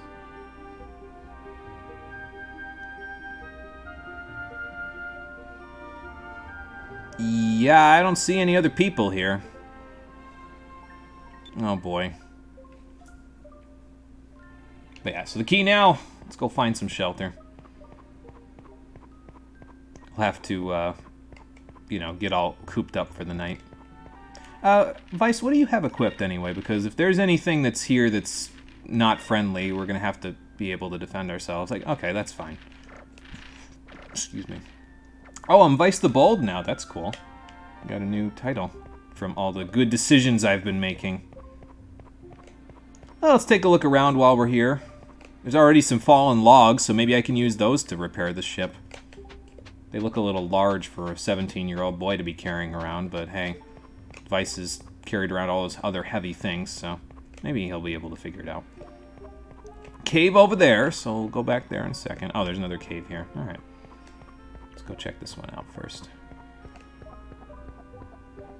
Where do you lead, little cave? Into a room that I can barely see in because there's like no lighting in here.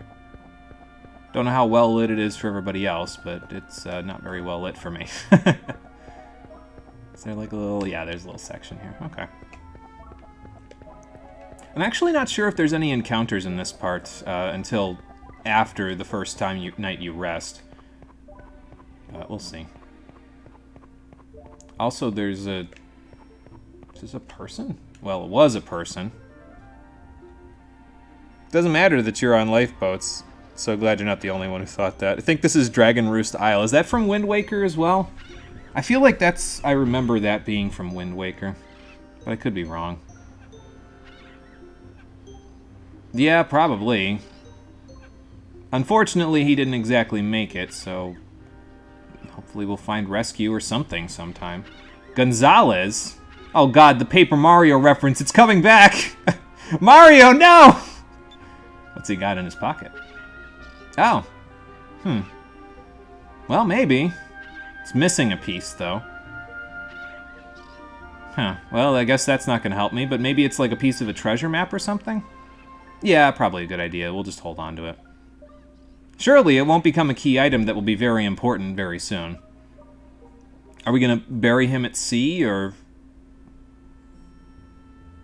I think actually I was supposed to find some high ground after this, but I already did that, so I think I can now just go into Gonzalez's cave and use it. It's down in here, so... Would be a pretty good chance for 6 enemies to get the jump on me now. Yeah, there you go. It's an early Wind Waker Isle with a big mountain like this. Yeah, exactly. I thought it was Wind Waker. I distinctly remembered the name. I was like, no, that sounds like Wind Waker. Oh, another moonberry. Nice. Yeah, plot skeleton, what is your wisdom? Let's see what the map tells us. Do we have enough moonberries for your next move, Vice? Yeah, we do, actually. So I think since Aka and Fina are out of the party at the moment, might be a good idea to get Vice something that'll help him along here. Like, for example, an ancient air pirate spirit defending and counterattacking for him. Let's get Skull Shield. Cool. So now we just need 3 moonberries to get his last move, and he'll be all set. Skull Shield is okay. I don't really use it all that much. But it's, if you're gonna guard and counter something, it's a good idea to use that. So because then it guards the whole party. And like I said last time, I think if I remember right, the counterattacks are based on Vice's attack stat rather than anybody else's. So you don't have to be like, okay, well, Fina counterattacked, but she only did like 100 damage. No, it's based on, it does more if I remember right. And Magic 8-Ball, deliver us from our sins! Let's be real, you missed those things. I think I owned one at one point, but I can't remember where the hell we put it. It's been a long time, like decades at this point.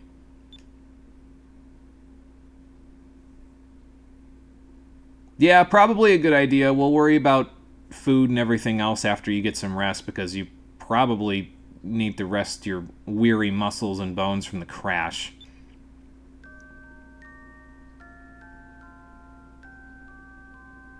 Yeah, those are definitely a relic of the 90s. Yeah, yeah. Oh, it's been a while. Meanwhile, in a much more comfortable looking bed, I guess they are safe. Unless this is some, like, pervert's room. Let's just hope Isapa didn't rescue them. Also, Eika has her hair down. That's interesting. It's a different look for her. Ah, new follower. Let's take a look. Lil Joe the Master, thank you for following. I appreciate it. Welcome to the stream. We just got shipwrecked, so now the whole party is separated, and Eika and Fina have found a much more comfortable bed than the one that Vice is resting in. Yeah, bed, what the fuck? Well, maybe we'll get some answers. I mean, I guess that's probably true. I don't know about Drachma, but Vice we know is at least okay. So. Oh, hello there. Who's this lady? Why does she look like she jumped directly out of Wild Arms? Probably because she looks like Virginia a little bit. And Wild Arms 3 is my only frame of reference for anything Wild Arms related. Thank you for rescuing us. Yeah, there you go. That was probably the first thing that should have exited your mouth, but there you go. So, where did you find their lifeboat? Did they make it out of Valua, or... Well, it's exciting, but also probably a little depressing. Maybe they'll come around. Yes, ma'am, Blue Rogues. Please don't tell me you're a black pirate. Oh, okay, cool. Let's hope not a... Yeah, she's a Blue Rogue. Her name is Clara. There you go. Well, at least they got rescued by somebody who wasn't going to torture them, so that's great. Yeah, I don't know about Drachma, but Vice, he's probably fine. I'm pretty sure that's not what this is. Okay, anyway. Moving on.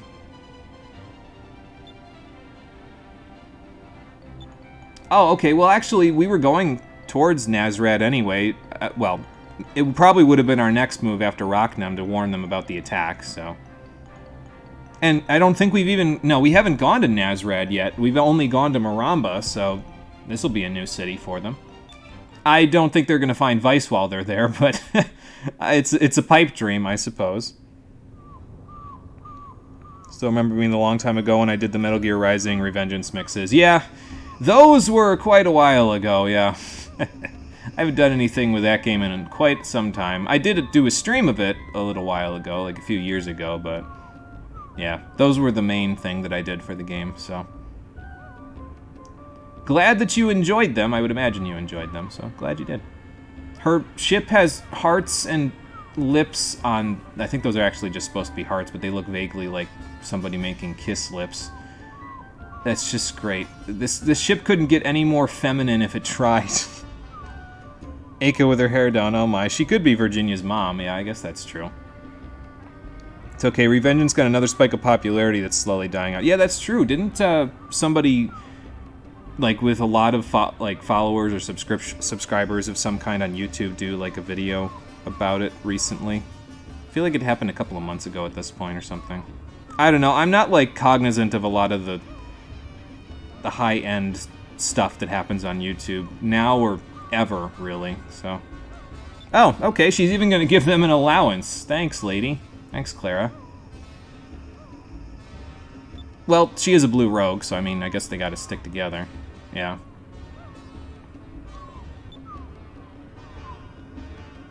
Oh, okay.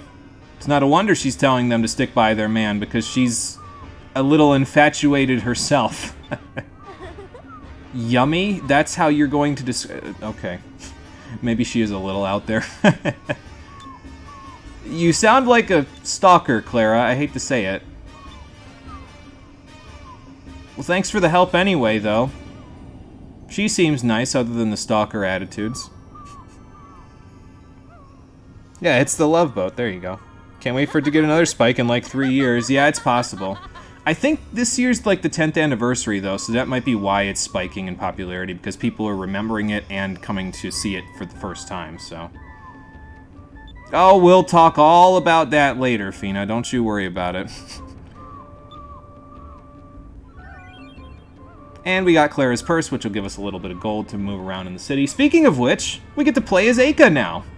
So that's a little unheard of. Before this, we've been controlling Vice exclusively, but now the party is split in half, basically. So, well, technically in 3, because Drachma's out there somewhere, but yeah, we get to play as Aka now, because her and Fina have to figure out where Vice is, and Vice has to figure out how to live long enough for them to find him, so it's interesting. I like that they kind of move this little section of the game around so that you can play as Aka. It's something different, you know? Also, I think there's, like, moonfish and stuff around here, but we can't get them yet because we don't have the moonfish catcher that Vice had. We can get chams, just not the other stuff. I should probably ask these guys what this is all about. Oh, there's cannons up there? Okay, cool. I will keep my mind out for that. Since Kojima left Konami, don't know what'll happen. Platinum Games were fired doing Revengeance. Yeah, I don't have a lot of faith in a sequel because of Kojima leaving. So, I don't know, but that's just me. People keep track of the high-end happenings on YouTube, you just assume things happen. Well, you see, Fina, when a man and a woman love each other very much... Oh boy, I'll have to give her the birds and the bees talk. Skies of Arcadia, you still remember this game, but you lost your memory of how you remember it. Well, probably played it a little bit when you were younger, and now I'm playing it when I am older, because I haven't played it in like 15 years. So, just taking a trip down memory lane, I guess. Do not envy talking about that with someone who is of age. Yeah, she's just about at the point where she's 18, so she'd have to have a lot of talks, I guess. Talks about the birds and the bees, talks about, well, technically speaking, you probably still shouldn't drink alcohol for a little while, even though we are pirates, but anyway, lots of talks that she can have. Hey, big guy. So are you the cannoneer around here? Oh, I mean, I guess maybe you got... Did you guys already know about that, or you just like, well, we're just remembering the good old days when Valua attacked. Anyway, this is Kazim. And he will destroy ships with his cannon if Valua gets here.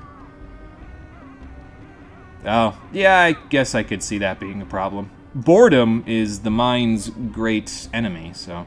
I forget who said that. It's probably a proverb of some kind. I'm sure you'll get your chance, Kazim.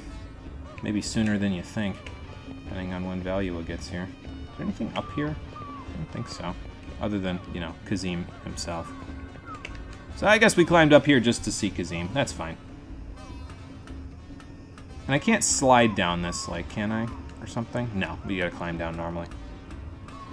You have over 200,000 chromatins. That's like you can influence 3 or 4 games. Yeah, there you go.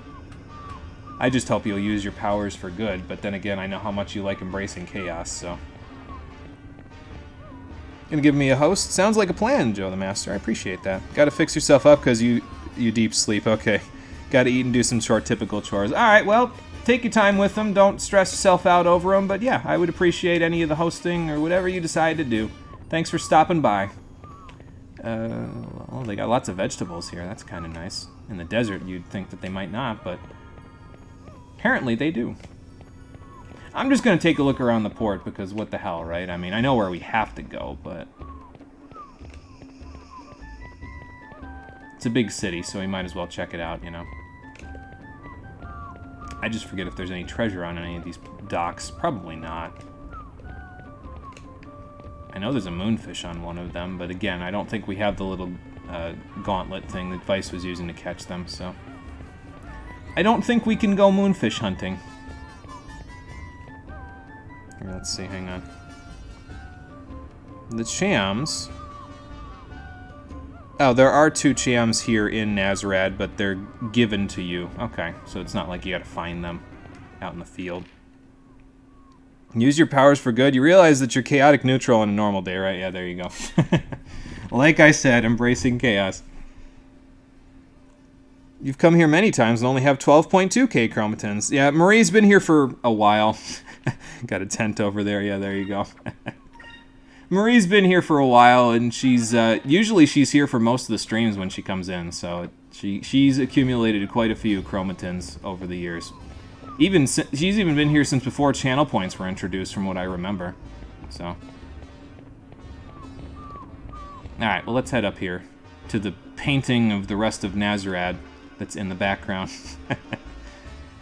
Yeah, so this is the rest of it, but the section back there looked a little painted on. Doesn't really have the depth, I guess. What does this say? No, I can't read it. I can't read.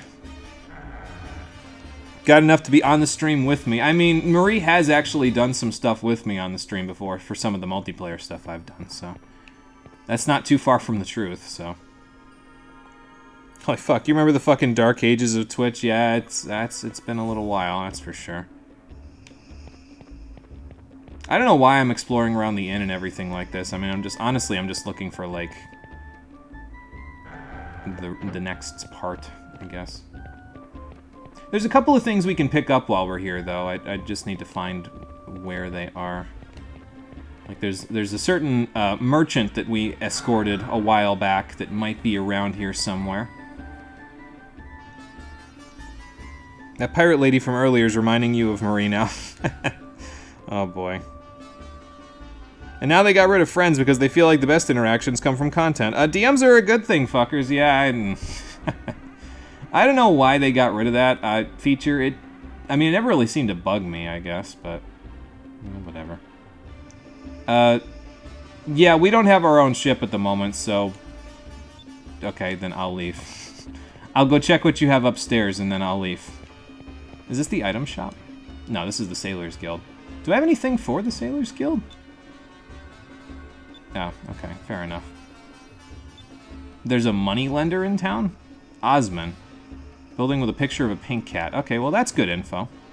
We can always come to the Sailors Guild to get some decent info like that. So. I'm looking for a different merchant, though. As we'll see when we find them.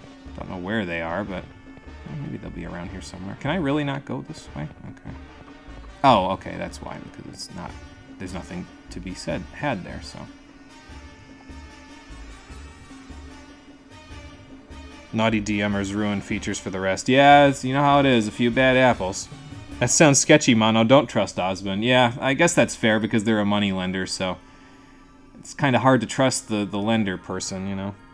Literally said the best interactions on Twitch come from streaming and experiencing content together, and so few people used friends, so it was just taking up space, I guess. I mean, I guess I see it because it's, you know, less for them to have to put data into, but I don't know.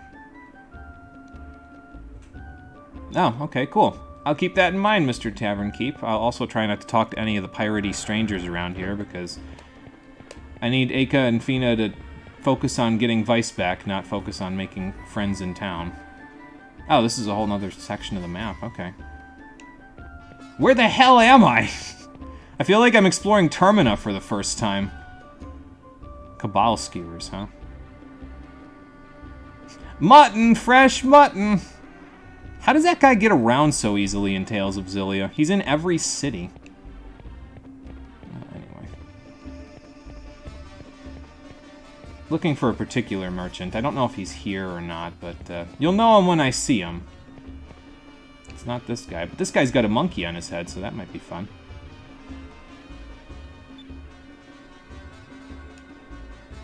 Before the monkey eats it all. Yeah, there you go. Oh, boy. I mean, it's cool that they have these sections of town that you can just go to. I mean, obviously, it's giving me a little bit of, like, okay, where do I go? But I guess the Sylph Seed is nice. What does that one do again? I mean, it's Sylph, so it's probably wind, so it's, like, quick-based or something. Yeah, increases quick by 3. Okay. Also, all of our items are in Vice's inventory, so... I hope you didn't particularly need any of those things. We'll work on that, that's fine. We'll buy some supplies when I find the item shop. But we don't have any money other than Clara's purse, and apparently Aika doesn't want to dip into that just yet, so... It's kind of like how DeviantArt got rid of a ton of cool features and they upgraded to the new look because they didn't want to keep building on decade-old code. I get it, but now you don't get alerts for things like birthdays. Oh, yeah, that seems like a shame. I mean, it's like you said, I get it. It's just, I don't know. feel like they should have just put new systems in place or something. Oh, okay. Yeah, actually, we helped escort somebody in one of those straits, so...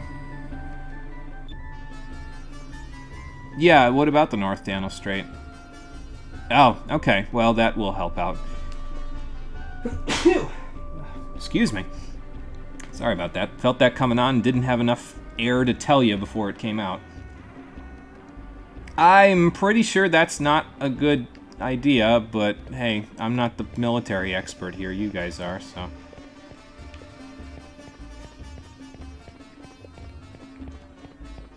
Well, anyway, let's take a look around and see if, well, that's a pink door, but that's not necessarily a building with a pink cat. Maybe we can go in and just check it out. This smells like Golden Sun. We're gonna make that ship, aren't we? Yeah, something like that. I don't know. We'll see. Oops, sorry, I bumped the mic stand. Well, maybe if you committed yourself to the art, Aka, but something tells me that would be a little tough. Observation tower above. Leave your handprint. Okay. Oh, okay. So there's a bunch of paints and stuff that you can use to leave your handprint. That's cool.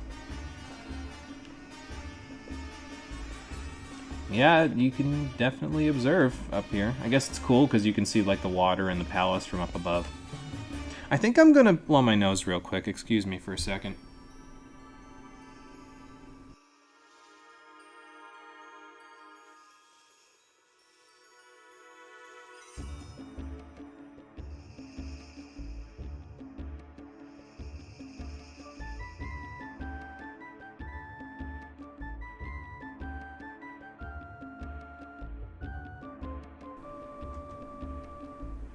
Okay, there we go.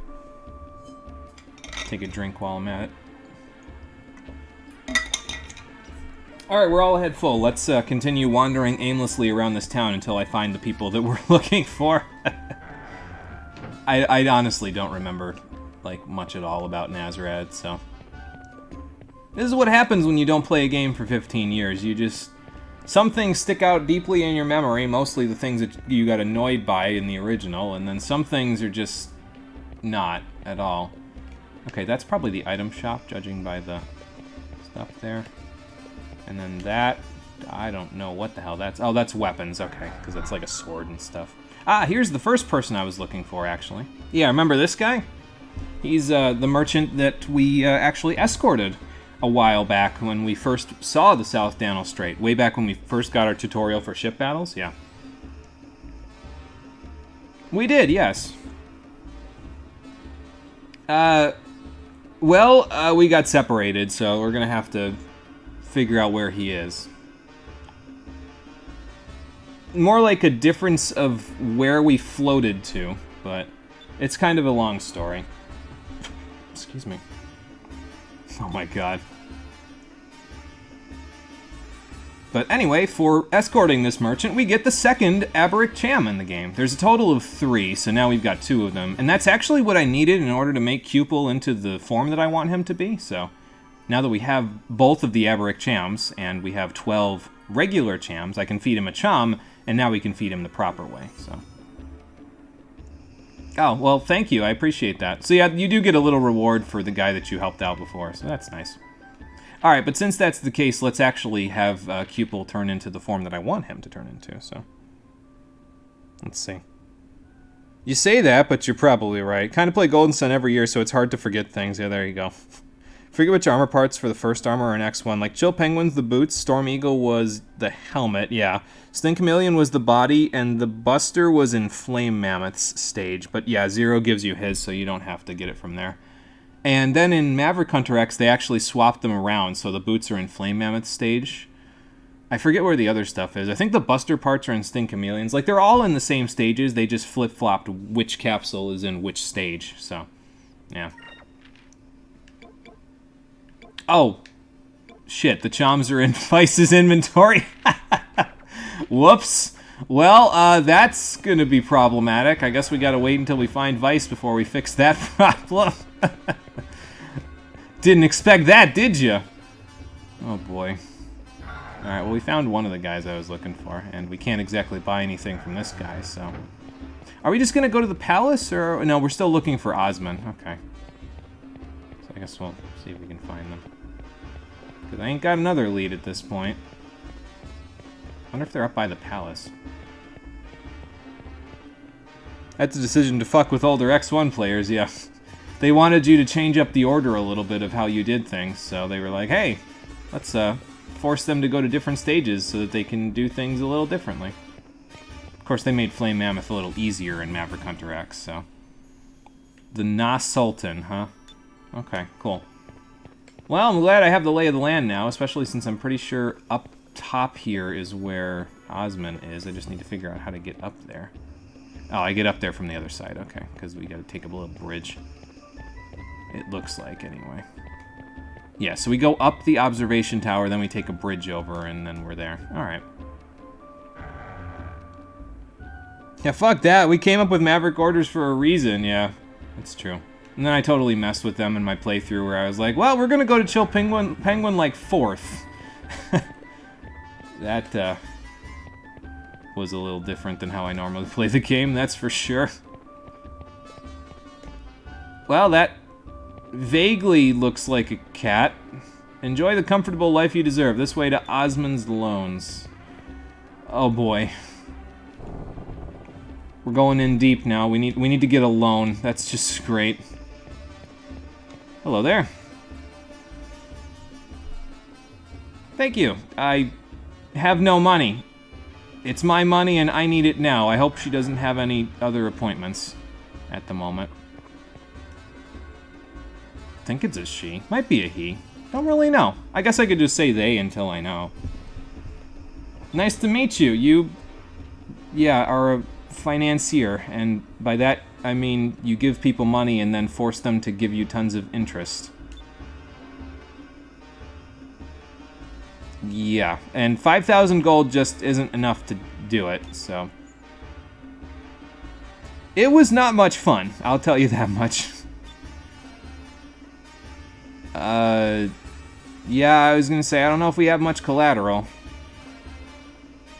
Uh-oh. Yeah, but they're a money lender, Aka, so they can't just give money out with no collateral. It's not a matter of trust. It's a matter of, yeah, business. And Osman is apparently very good at said business. Alright, sure. Thanks anyway. Well, that went poorly. What are we supposed to do now? Maybe we can hitch a ride with somebody or something? I don't know. Let's go back to the harbor and, like... I don't know. Figure out what else we can do. Again, I don't actually remember where you're supposed to go at this point, but I'm pretty sure that's one of the spots you have to stop at, and then you have to maybe go back. I mean, Clara left, so it's not like we can just hitch a ride with her again, unfortunately. But, yeah, I'm pretty sure you have to see that, and then you go back. Unless you just have to go to the inn, but... Yeah, no dash for half the game. You kind of remember that, but it sounds like shit. Well, see, the nice thing about Mega Man X is that it wasn't designed specifically with the dash in mind. So all of the stages you can play even if you don't have it. But, yeah, I guess it was a little bit tougher to dodge stuff because I couldn't just dash jump out of the way, you know? So. I think you have to go to the inn after this. I'm pretty sure that's your next location after you see Osman. I think. I mean, yeah, you can, but why would you? You probably shouldn't, honestly. It's just, the dash is such a versatile upgrade and makes moving through the stages so much simpler that you probably just should get it first, you know?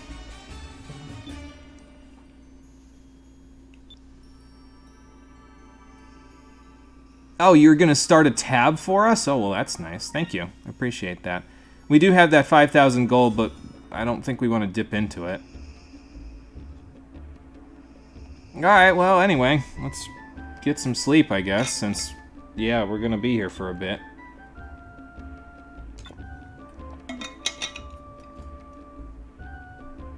They're gonna make me do actual manual labor? What is this, Kingdom Hearts 2?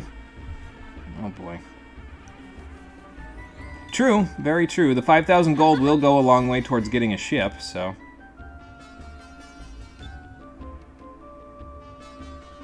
But yeah, considering you got shipwrecked, I mean, you got some rest already, but with Clara's ship, but probably better to sleep on solid ground, you know?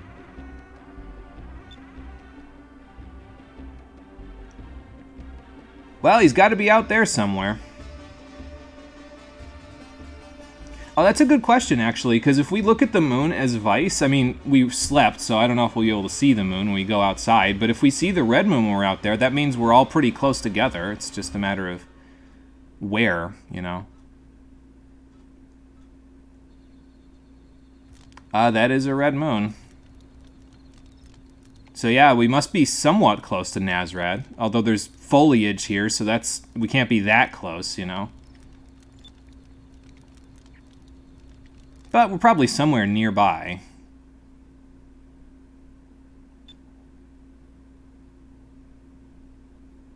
Well, let's use that fresh, clean air and warm sun to go get some food and water and supplies and stuff. I'm surprised it felt so good considering it was a bed made of stone and straw, but, well, whatever. So yeah, now we actually have to go hunting for food, and that means random encounters and viciously murdering things in order to get enough food to survive for a little while. I'm going to go back in the cave, though, because I distinctly recall my first playthrough of the game that there's an item back here in this treasure chest. Yeah. The reason why I remember this is because this is... the two chests that we've gotten on the island here are two of the item chests in this game that are actually missable. There are other chests in the game that are missable, but these two specifically are the ones that I missed on my first playthrough of the game. And once you miss them, once you leave this island, basically, you're not coming back. So, if you miss them, you can't come back and get them later. So, don't miss them, is what I'm saying. Oh, we didn't explore that little section on the east side there. So let's go explore that while we're looking for random encounters. That's what we're looking for, by the way. We want to get into some random encounters here. Every time we beat an enemy, we get some meat, so that way we can use that to, you know, well, live. Vice, what am I working on for you anyway? What are these guys? They're green. Okay. So, I guess we can work you on red. That's fine. Get you a little closer to You've already got Pyrum, so you'd be on Pyrulen. I guess I should probably use, like, Pyre or something when there's more than one enemy, because the more of the enemies that you defeat in a single battle, the quicker this goes. I think you need to beat 15 enemies, 15 grappers, in order to get enough meat, so... I think that's the end of the sequence, anyway, because if you beat 15... oh. So it doesn't really, like, point out on the map. It just gives you that little section there. It's actually quite a lot of enemies you have to beat, though, although I think they can come in encounters of, like, 5 or 6 at the most, so... You use Pyre there, you know, you'll be in good shape. Having multiple moons actually sounds like shit for your planet. It probably doesn't help the tides. It's probably why we're all up in the air, you know? Oh, there was only one. Oh, whatever. It's fine. I wasn't paying attention. But yeah, just a regular old Pyre is enough to get rid of these guys, so if you see more than one, there you go. Yeah, cut frame device's skeleton next to Gonzalez, yeah. This meat looks pretty tasty, I better get some, and then just jump cuts to, you know, days and days later after he's had no supplies and no luck hunting things, and he's just dead. It sounds like the, kind of sardonic humor that I saw as a kid on some shows. Like, sounds like a Grim Adventures of Billy and Mandy joke, actually. But yeah, the gist of this section is run around the whole island until you find enough meat to move on. And then that's it. Apparently we also didn't fill out that section of the cave that's back there, so I'll probably run back there in a minute, too. We didn't fill this in, either. Although this is stuck behind a rock, so it's not really something I can fill in. Alright, enemy count. Let's see. 2. Okay, well, time to use Pyre then. Moons, give me strength.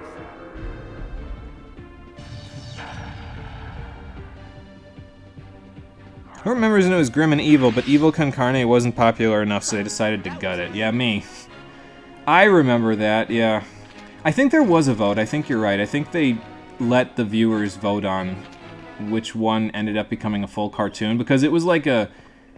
It was one of those things that they did way back early on in Cartoon Network's history where they had like those cartoon shorts. I think they were just called cartoons. And it was like a short, basically, and it wasn't a fully developed show. And they said, here's the 2 of them, but it got popular enough, and so then they were like, okay, well, you get to pick one. Which one do you want to become a show? And everyone was like, well, Grim Adventures of Billy and Mandy. Because, I mean, Evil Con Carne wasn't awful, it didn't have the same kind of, like Billy and Mandy's first episode was actually really good. It definitely established the kind of character dynamics that you would see through the whole series for the rest of that, and by comparison, I think it would have been pretty hard for Evil Con Carne to keep up. So. Oh good, none of them ran away before I got my Pyre off. Fantastic. Because this is like 5 grapper meat, so. Yeah, cartoons, yep, that's it. It's where a lot of their late 90s, early 2000s shows came from, if I remember right, as well, from those cartoons. I think that's where Codename Kids Next Door came from as well. So. It's interesting looking back, because it's not something that really happens nowadays, you know? How are we doing on that meat? Oh, well, there's the 3 choms that I'm looking for. Probably should have used one before we fought Rackham, but... oh well. Okay, we have 9, so we need 6 more. And I really need to get back to Doc and Maria, because they're probably wondering where the hell I went with all those moonfish after I fed them the last time. It's been a few episodes at this point. Like... 3. Okay, so 2 of them. Let's get them, Vice. Moons, give me strength. But yeah, so once you get to up to 15, you're done. So just remember to go collect the 2 treasure chests around here if you haven't already. I got them both, so I don't have to worry about that. But especially if you're looking to get the 3 secrets unlocked at the end of the game, it's in order to do that, you're gonna need like a really high percentage treasure rating, like 95% or higher. Like, you need to have found and looted 95% of all of the treasure chests in the game as a part of the prerequisite for them.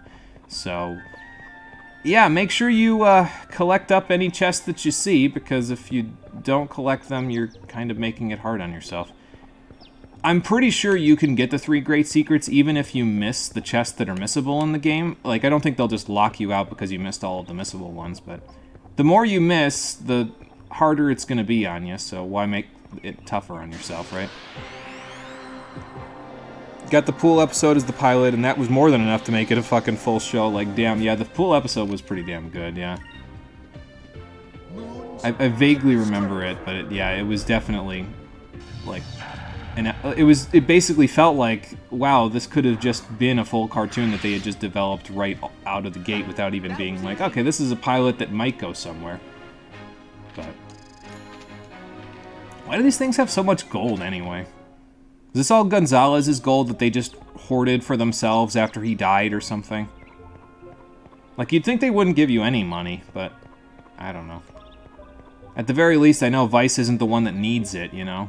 Right now, Aka and Fina could use it, but unlike in other video games, I'm looking at you, Final Fantasy IX, our wallet and item inventory is not something that can transcend time and space and allow us to, you know, use it even if we're really far away from each other, like across multiple continents from each other. Actually, I don't think that happens in 9. I'm pretty sure when the party is separated, they're always on the same continent, but still, that means that that still means that your inventory and your wallet, where you keep your money, is like transcontinental. Like, it just teleports from one person to another like nothing. We have enough now to not have to worry about that. Let me just attack.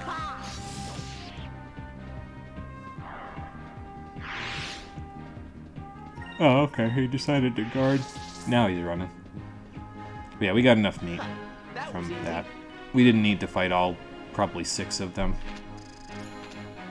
So I figure whatever, let them run away, because then I can, you know, go hunt them a different day. Stockpile the meat for now. How much do I even have at this point? Enough, because there's the next cutscene, so... Like I said, I'm pretty sure you need 15 in order to trigger this cutscene, so... Like, a feast is probably a bad idea on an island. Yeah, maybe they just don't have a whole lot of meat on them. Or maybe Vice is stockpiling it, like I said, so he doesn't have to, yeah, hunt for a little while. So...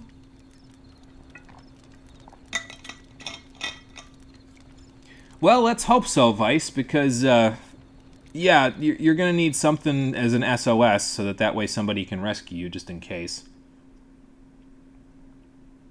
Yeah, it would have kind of sucked if the island was completely uninhabited. Thankfully, there's at least native wildlife here. It's true, it could go bad. Maybe we've got, like, some salt or something in the, I don't know. To, like, keep it fresh. I'm not sure if it's, like, fruit or if it's, like, actual meat. Like, they look like they had fruit draping down their necks, but it could have just been, like, actual animal meat, so it wouldn't go bad as quickly as, like, fruit would. Okay, here we go. All I have to do is cast Pyre on it and hope that they see it. Wait, I ran out of MP. No! No, that's not true.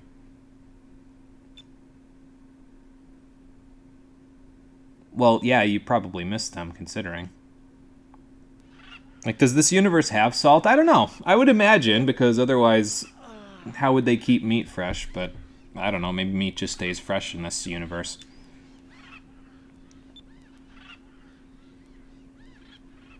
Alright, now to get some firewood together. So am I going to look for the higher polygon rendered pieces of wood around here now? Alright. Fair enough. I don't remember if they make you find it, though. Oh, they do. Okay. Well, let's hold L and R down so I can keep the camera moving so I can find them while we're here. Oop, there's some. Alright.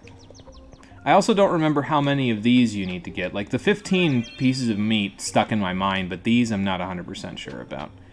So, but we'll just take a look around all over the forest floor. There's got to be some here. Here's some more. Okay, so we need to get 2 more. There we go. So the game actually tells you. That's good. Does it mean I don't have to look super hard? Oh, there's one more over here. And then, the last one over here, maybe? Am I going to use some fire from the boat? No, not. Okay. It's got to be around here somewhere. I probably just missed it somewhere in there, and I'll be able to see it if I, like, go back. I should probably save real quick.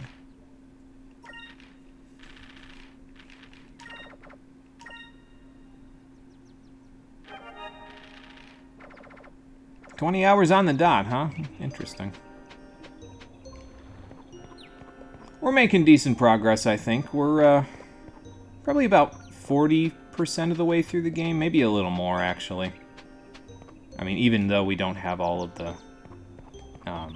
we've only got 2 of the crystals. It goes by pretty quick after this sequence of events, so...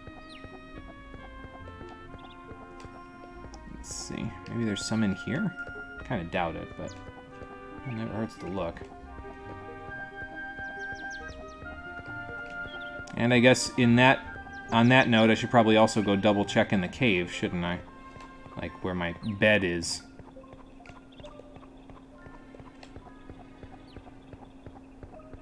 You do like the saving the memory card animation, to be honest. It's cool. Yeah, it's interesting, and it harkens back to an era long gone, you know? You don't get animations like that anymore. Usually now it's just like a very stock, like the one that comes to mind is the PS4 save screen for me, where it's always the same no matter what game you're playing, and it just pops up your menu like some sort of... It almost looks clinical in a way, you know? It's not like organic to the game that you're playing. It's always the same and very like detached from the universe of the game itself. I mean, it's fine, whatever, but like... I think I preferred it when it was organic to the game itself. Where is this 5th piece of firewood? I'm probably just missing something. Or it's up by the signal fire, and that's why I'm not finding it, but I want to double check around here first, just in case. I think I went that way to begin with before. Okay, camera, work with me. There we go.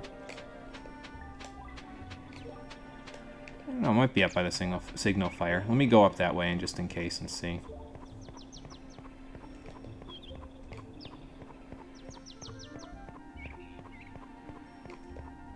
Nope, don't look like it. It's not like in the water, is it? Because we can't go in the water, so I guess that's a silly question.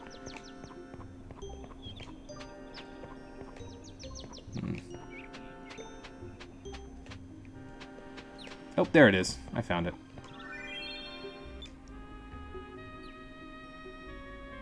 Passed that a couple of times, but I guess it just didn't stick out. Oh yeah, you don't want to build a signal fire when it's gonna rain, so... Oh, Game Freak is still being greedy. You can only get the Azure Flute to get Arceus if you have Legends Arceus save data on your Switch, and you have to beat the game. All that to get a Pokemon in another game. Why? Oh, God. You know, that sounds about right, though, considering the history that Game Freak has had with that sort of stuff. It's basically exactly like it was back in the Coliseum days, where you had to buy 5 separate games just to get everything. So... yeah, some vacation this is. Alright. Let's hope that the signal fire didn't get put out from the rain. Oh, it's still raining. Great. Well, that's going to be problematic with the fire.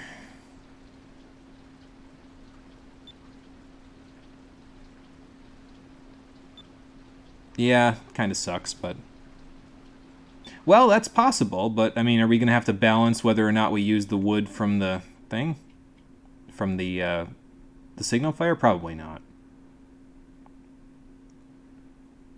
Okay, well, there you go. We'll just why do today? We can put off till tomorrow. I know I'm misinterpreting that quote, but there you go. Oh, we've been fighting monsters the whole time, too? I guess it's good that they're not making me do that, you know? Oh, okay, well, fair enough. So let's take a look around for some moonstones so we can maybe get some propulsion on our damn ship. Lifeboat.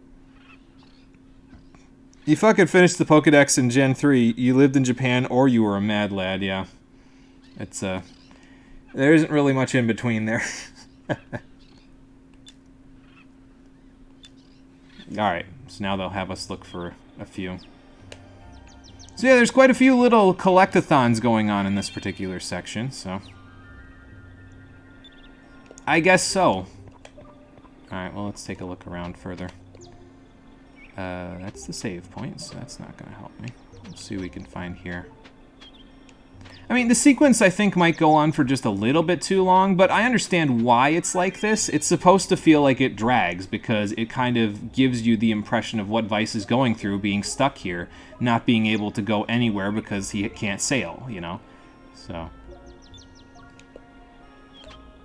It serves a purpose in terms of why it drags, but I still think it might drag for a little too long.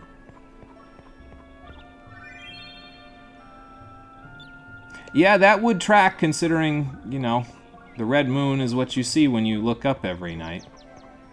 I think you would know that by now, Vice, considering you're a sailor in some capacity at this point. Any in the cave? I don't think this cave ever gets anything in it, now that I think about it. It's just kind of there for... It looks suspicious because it's this big open area, but apparently there's nothing in it. Maybe there's something in it a little later. Maybe I'll get cornered there by monsters that are trying to eat me before I get rescued or something. I don't know. Probably nothing in the cave, though, because the rain, they said, unearthed the moonstones. Yeah, so wouldn't be any moonstones in here. I feel like I remember this section being much later in the game, though, like, thinking back, but my memory of this game is pretty hazy, considering it's been like 15 years, so... that one there? No, that's a flower. Listen, if the whole universe is going to end, I'm definitely not going out on the line, "This one feels like a flower." Sorry, this island is driving me insane from having to run in circles over and over again. Oh boy. It's okay, though.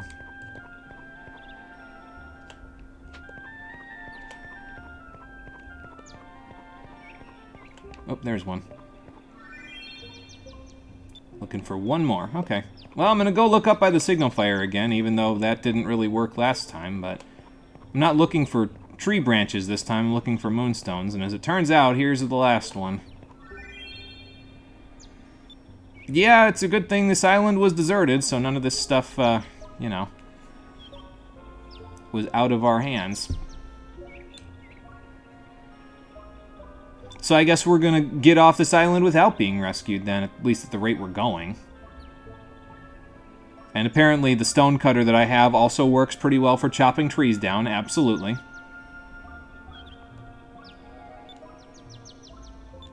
Wow, so he's been here for almost 2 weeks at this point then, working on the boat. And to think, Sora, Riku, and Kairi were able to do this shit in like 2 days.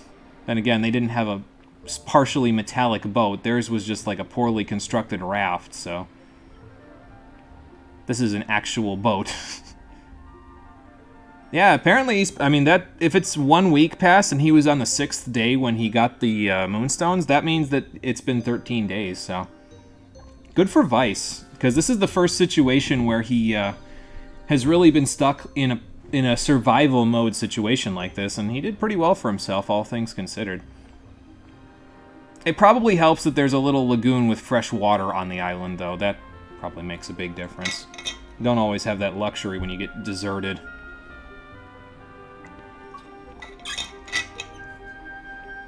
Yeah, there was a raft. Yeah, it didn't exactly work out for them. Didn't even get to use the damn thing in Kingdom Hearts before the whole island went up in smoke. And I can say that, and it's not a spoiler, because I've already played it for the stream. Okay, well, that hopefully will get this thing off the ground. She's buoyant, she floats, but will she track in the air? Oh, hang on, there we go. Haha! Alright, now don't float away on me. I kind of need you to help me get out of here. Alright, so are we going sailing tomorrow? Yeah. Probably good to wait until, you know, it's not nighttime, because, like, what if I get stuck fighting monsters in the middle of the night and I can barely see them? That wouldn't be good. Like, monsters out on the air, that is, you know. Alright, so 2 weeks total on this island, but apparently we're getting the hell out of here. I think. Hello there. Whose ship is that? Isn't it a black pirate ship, though, judging by the sails? Yeah, well, that's fair. Alright, light the signal fire, Vice. Maybe we can go on the lifeboat to get up there, save them a whole bunch of trouble. Hey! Oh, down here! SOS! Somebody help me! Yeah, I don't know if you want to flag that one down, Vice. Just saying, it looks kind of unfriendly. Oh my god. Oh, that's a flare. Okay, never mind. Friendly black pirate? Okay. Well, that's a new one. That and KH1 is how old? Yeah, it's quite old. It's like 20 years old at this point, so... Meanwhile, up on the ship, this guy apparently likes paintings of very scantily dressed women. Oh boy.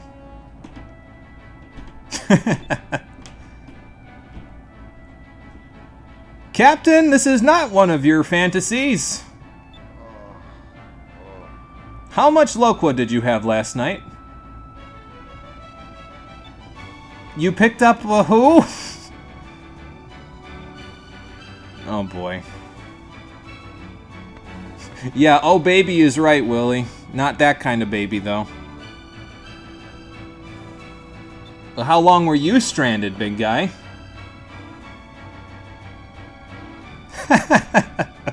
Oh great, he's a womanizer. I like him, though, I'll be honest. He's a bit like... He never gets to the point where he's misogynistic. He's a womanizer, but he's kind of like Edgar in Final Fantasy VI. He likes women, but he's not like... He doesn't talk down on them. Other than in the way that all older men in Japanese RPGs talk down to younger women. Anyway, let's meet the man himself. He's Captain Gilder. We already know his name from the guy that did that, but now he gets to meet us. It's like spoilers for Final Fantasy XII. That game came out in Halloween of '06. It's not a spoiler anymore. Yeah, there you go. This is the guy our female benefactor is after, isn't he? Yeah. That sounds about right, actually. Clara, you mean, yeah. That sounds about right. I mean, they're introducing them so close together, so, you know, it would make sense. And the ship's name is Claudia. And that's not really a beast. It looks kind of like some of the parrots that we found in Ixataka. Alright, fair enough.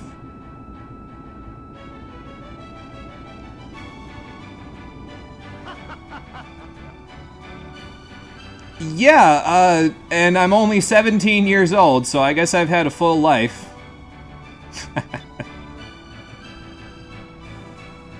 Well, you look the part. You kind of look like Balthier's distant cousin, so... Well, yeah, I mean... I get the feeling there's one specific type of thing that makes you the happiest, especially considering you practically have a Marilyn Monroe painting sitting in the background there. Like, Jesus Christ, man. You just don't like settling down, do you? I don't think we get any swashbuckler rating for either of these. I guess if you're living a life of adventure, it could be a good motto. You like his glasses. Yeah, his glasses are cool. I like them. You have 200,942 chromatins. That's a lot. I'm going to say it's a little messed up. This is the year of our Lord 2022. We respect women around here, Gilder. And also, think of your crew. Yeah, I guess you are. True. I mean, I'm 17, though, so if I settle down at this age, I mean, that's a little bit young, isn't it? You're gonna let... Oh my god, really? Wow. Well, thanks. That's nice of you. Also, probably a fair point. Okay. I think it actually does turn a little bit better than the Little Jack, if I recall correctly, so... Oh, and he's even heading to Nazrad. Perfect. So we'll just meet up with Aka and Fina when we get there, and then the party will be all back together. Awesome. And, as it turns out, we get a fourth party member to replace Drachma. We don't get Spirit Charge back, though. But Gilder joined our party, so that's kind of nice. Fuck yeah, conveniences, exactly. It's very nice. Yeah, that turns a little better, actually. Where in the hell am I, anyway? So this is Crescent Isle, and we're up in a section of the map we couldn't get to before. But yeah, we're not too far from the Maw, actually. If we had sailed past that point that Drachma said, oh, you can't go that way because Rachnam will get away, we would have ended up out here. So I guess we didn't get too far away. Do we just pick up Aka and Fina on the Claudia? Probably. I mean, now we have a ship, so I guess they don't have to worry about buying one. But then again, it's been 2 weeks, and we haven't seen what they've been up to for 13 days, so they probably did some work, and they might even be well on their way to purchasing a ship at this point. I don't know, we'll see. Anyway, Gilder's in the party. He's, kind of like Vice 2, actually. He's not quite as tanky as Drachma was, but he's got a little more physical power, basically, in exchange for a little bit less magical power compared to Vice. He also doesn't have the super moves that Vice does, unfortunately. And we can't give him one at the moment because I don't have enough moonberries because I spent them on Skull Shield. So that's great. He comes with a gun, though, so that's pretty fantastic. Yeah, he actually uses a firearm, which is kind of nice, all things considered. Do I give you the Slayer ring? It gives you extra hit, but it gives you less of this other stuff. An extra quick. Could give you the counter bracer as well. Eh. I think I'll leave what you've got, actually, because the Slayer ring isn't as good in terms of the attack power, and your hit percentage is 100, and your quick is pretty high anyway, so I think we'll just leave you with what you've got. We'll give you something else later when we get something that's actually worthwhile. Let's see. Yeah, that's a massive tab. 240 times 13, that's 3,120. They should still have some money. Yeah, it depends on if they, you know, went into Clara's purse that she gave them or not yet. So, I'm not actually sure where you can go up here at the moment. I think you can just wander around these islands. Even though Gilder's saying he's going to Nazarad, Vice can just sail around like it's no big deal. Oh, okay. So I guess you can't quite go everywhere or anywhere you want. And I guess that makes sense because, look, there's like an opening in the air currents over there, and it takes us all the way on the other side of the thunderstorm, too, over here, and yeah, probably not a good idea, considering it's a thunderstorm, so usually it hides something specific, you know. What the hell is this? Oh. It's a discovery, the balloon seed. Cool. Let's see what we got. There was a time when balloon flowers could be seen throughout the lands, but now they only exist in history books. But where there are seeds, there must be flowers. Perhaps the history books are not quite so accurate. Yeah, somebody's not doing their job around here. The endgame shortcut, I smell side quests. Something like that. Well, we'll see. Ah, Baracas. These are the Maracas' distant cousins, so they'll be... What are they elemental-wise? Okay, so they're blue. So that means we can use green element, which is good, because Gilder needs to work on getting Sacri, at the very least. So let's do that. These guys shouldn't be too hard to kill, though, because it's just the two of us. It's funny, Vice is the mage in the party now. That's kind of ridiculous. Never thought I'd see the day, but I guess he does have Pyrum, so... That was easy. He can at the very least roast some people if we get into a situation where there's a lot of enemies. Yeah, Gilder's pretty strong. He'll do a pretty decent chunk of damage to everything. Actually, it looks like he's already got Sacri, considering how much magic EXP he needs to the next level. What do you got in here, old man? He's not even old. I don't know why I said that. I guess I'm so used to Drachma. Okay, so he's working on Sacrez, actually. He's got Pyre and Pyriz, so he's got a decent chunk of spells available to him already. Alright. Good on you there, Gilder. It's always fun hearing the characters say, "Moons, give me strength!" Yeah, there you go. And everybody has a different way that they say it, of course, so... Yeah, apparently Gilder can hold his own. I mean, I guess that makes sense considering, you know, who he is, but... If he wasn't able to hold his own at this point, he wouldn't be much of a pirate, would he? Okay, so Vice can almost knock those things out in one. Gilder can knock them out in one. Gotcha. Maybe I should use Crystallis then. Oh, this one's Garden. Alright, that's fine. We'll get you next turn. Or we'll get you this turn. It's part of the reason you like Aika so much. Her version of that line is really good. I wish they were all that easy. His victory animations are also really good because they're just so, like, long and drawn out. But yeah, Aika does a good job of making it sound powerful, you know what I mean? And it's good because she often casts magic, so... yeah, this is the other side of that little strait, I think. No, actually, this is a dead end. There must be a discovery in here. Well, let's go take a look around then, shall we? Oh good, another rock beak. Or razor beak, excuse me. Let's get rid of the Genesis while we're here first, and then we'll go from there. So that they can't call too many allies. They're pretty quick, though, so they might both go before I do. Nope, apparently not. Oh, but I missed. Alright. Damn, I missed both. That's no good. Alright, well, we're gonna have to use Pyrum, I think, because that's a little too much. Ow. So let's use Pyrum, shall we? And then Gilder, why don't you just attack the Razorbeak? Because apparently I can't hit the broadside of a barn. It can miss. They are just fucking Wonderbirds. Yeah, they have good dodge, apparently. So, oh, one of them even guarded. That's great. But we can get rid of the other ones. See, Vice isn't the best with magic, but he's got enough magic power to be able to do stuff like that, so... I was gonna say, okay, now counter him, but nope, apparently not. I still have the Crystallis box, so let's use that here. And then you can get rid of the Razorbeak. It still hasn't broken! How is this even possible?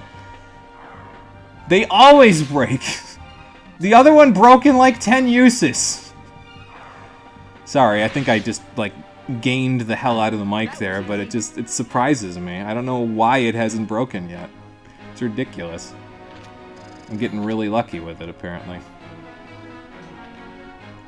You kind of like the normal battle theme the few times that you can hear it. Yeah, it's pretty good. I like it. And usually I prefer when a game has a halfway decent battle theme for normal battles, because it's like, well, you know, you're going to be listening to it a lot, so might as well make it halfway decent. Hey, Anachronistic Services, how you doing? Welcome to the stream. Yeah, Sky's beautiful. I'm glad you enjoy it. I've been enjoying it myself. We're on stream number 8 at this point. We just got off of the deserted Crescent Island. Crescent Isle, actually. Yeah, there you go. And now we're heading for Nazarad. I was just checking around, seeing what I could find, because I'll be honest with you, I haven't played this game in like 15 years, so I don't remember where anything is. So we'll just explore it like it's my first time. Why not? Oh, it looks like a Nazarian merchant ship. Let's go see. And something else down there, too. Oh, nice. Well, we're not invaders for what it's worth, so... Gotcha. So, I guess we'll have to go through the strait to get to Nazarad as well. Excuse me.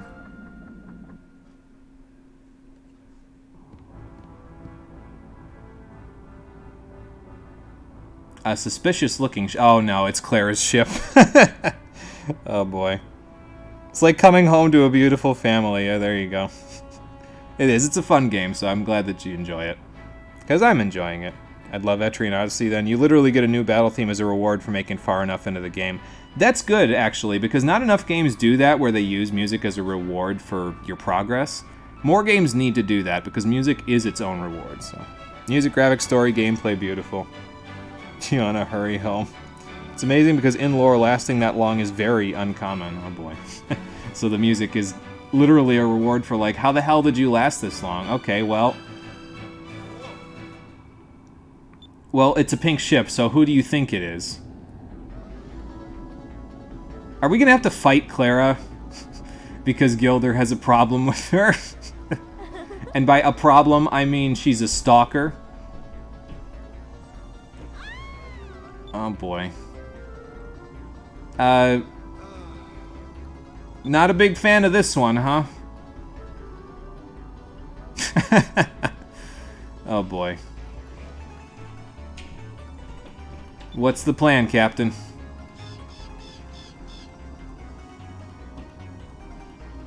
Oh, okay, that, I guess, makes sense. Sure... How are we going to fit all 4 of us in the lifeboat, though? Well, I guess we don't know that Aka and Fina are there just yet, so... Yeah, and apparently the adventure of the day is get the hell away from Clara. Oh, boy. Think of it this way. Most people that enter a labyrinth at the start of the game, but most people who go in don't leave with their lives. Yeah, that's a good point, yeah. Oh, this has happened before? Alright, see you, people that I don't know. I guess we could have visited the bridge, but... Are you sure she's not going to see the lifeboat? Oh, okay. She didn't see the lifeboat. There you go. Actually, this is a pretty large lifeboat, all things considered. It's bigger than the one that we used to get off the island, so... There are even some side quests that touch on the subject. Yeah, there you go. Add to a little world building, you know. Damn, she sped the fuck up. Yeah, she did. She's like, nope, you're not getting away from me. Let's see here. So now that we've got Vice and we're in Nazrad, we can actually go ahead and get the moonfish that's here. So we're going to see if we can grab it. Oh, okay, fair enough. I might go hit up the shops, too, while I'm at it. Sure, of course there will. Alright, later, Gilder. Well, that was short-lived. You now dub Clara the Amy Rose of Arcadia. Yeah, there you go. That's about right, actually. It's funny, because in Sonic Adventure, didn't Amy, like... Oh, it's over there. Okay, I see it from here. Didn't Amy, like, want to become more independent of Sonic in Sonic Adventure, and then they totally just turned her into a stalker in Sonic Adventure 2 anyway? I'm pretty sure I had, like, a word or two to say about that when I played Sonic Adventure 2. Maybe it's not over here. Maybe I saw a ship. Oh, it's down there. Okay, now I see it. It's kind of hard to see, but now I see it. Is that up there? Oh, okay. Thought it was a chest. I did say something about it. Okay, so I'm not crazy. I do remember what I said a year and a half ago. It was a betrayal of her character, to be honest. Yeah, again, I thought that her character arc in Sonic Adventure 1 was pretty good, but then it was like, well, I guess she's just one note now. All right. Anyway, let's go to the shops and stuff so we can see what we can find. Hell, we might even find Aka and Fina working at one of them. They did say they were looking for work. Then again, it's been like 2 weeks, so it's possible that they may have already gotten a lifeboat or something and gone, like, bought a small ship or something and gone out looking for me. That's usually how this works, isn't it? Like, they're looking for each other, but we're, like, in the wrong place at the wrong time. Hell, that's how it happened in Kingdom Hearts and Traverse Town. You kept wandering around trying to find Donald and Goofy, and they kept being, like, one step behind you. Let's see what the merchant has to say to Vice. It has. How you doing? I don't think he has another reward for me, but... What do you mean, still not?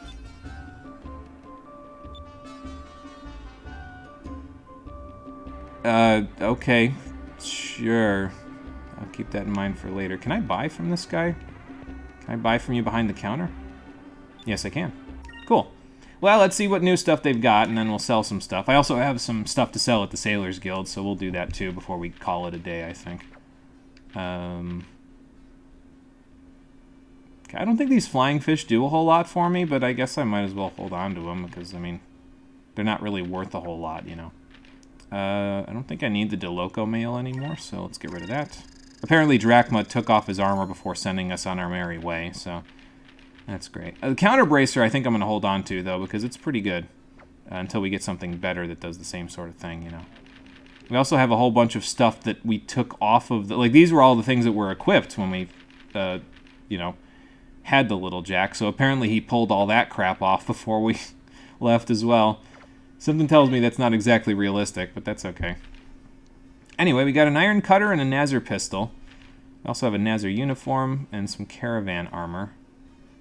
I think I'll wait on an armor upgrade there. We've got a holy robe. It's probably for Fina. And an immunity ring. This is specific to Gilder, this immunity ring. It's, I think, the first one, if I remember right. It boosts your defense, but the most important thing that it does is it gives him passive resistance to all status effects. I think it's like 25% too, so it's not too bad. It's just not, you know, like the highest level, but there are better ones later on in the game, so there you go. Have you read the comics? It helps explain why Sonic isn't into her. No, I haven't read the comics, so I unfortunately don't have the context for that. There you go. Great, everyone thinks that Fina and Aka are into Vice. Let the ships start setting sail. Yeah, there you go. How can you not love this game? I don't know. It's a very solid RPG, in my opinion, so I don't know. I mean, I guess everybody's up to their own personal taste, but I personally enjoy it quite a bit, so... Alright, let's get rid of the sword with the wings on it and get the iron cutter. Do I get the Nazar pistol for Gilder? I mean, I have the money, but... I think his weapon's okay where it is at the moment. That'll get me some decent change back, though. And I should probably start selling those Slayer rings, because I don't think I'm going to need them anymore. Like, the stuff that we get after this is going to be better than the Slayer ring, even though it was pretty solid in the early game, so... Oh, I don't fucking know. Holy shit, Sonic has principles. Also, what the fuck? Yeah, no, I haven't read the comics. I don't know, I've never been a big comics person in general, honestly.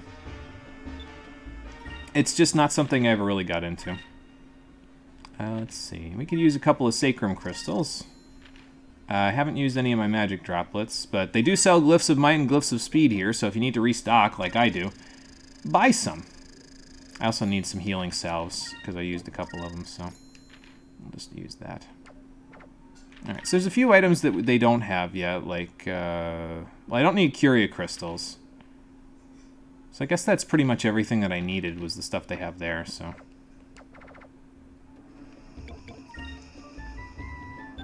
Alright. So now let's head to the... where's the door? There's the door. Let's head to the... not the money lender, because we don't need the money lender to help us. We've got 55,722 gold. So... we'll just head down and around, I think. I think there was at least... there's the ship shop, but... well, I don't have my own ship anymore, and I never really did, but we were able to upgrade the Little Jack, but at the moment we don't have access to the Claudia even, so I'm not even sure if the ship shop will allow me to shop there, considering I don't have a ship of my own, you know? But the Sailors Guild is upstairs, so I guess I can make a pit stop while I'm at it. Just to see. You'll DM me. Amy Rose is a character. Oh boy. Alright. I'll keep an eye out. Yeah, okay. So, yeah, I guess we don't get to buy anything at the moment, but that's okay. I can sell the fact that I beat Gordo, though, so that'll be nice. I did, actually, yes. And we got 4,000 gold for defeating him. I think we have a couple other things to sell as well. Yeah, quite a few other... oh my god, why is that worth 12,000 gold?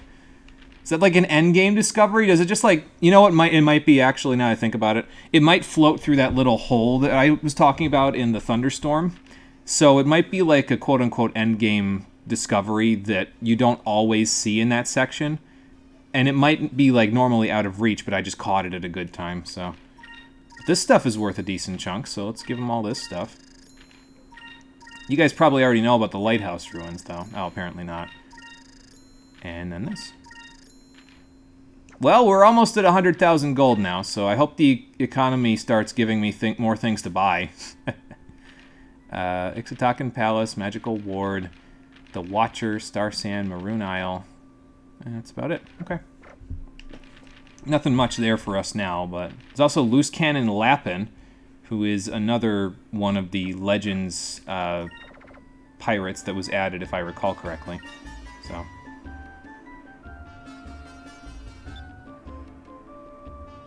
Holy crap, how'd this game know you played Killing Floor 1 in the past week? Yeah, money, money, money. There you go. We're in the money now, that's for sure. I just earned like 24,000 gold just by selling my discoveries and everything else I didn't need. Well, that's just great. Is it just me, or does this water not look like water? Well, it's probably because it's an old game.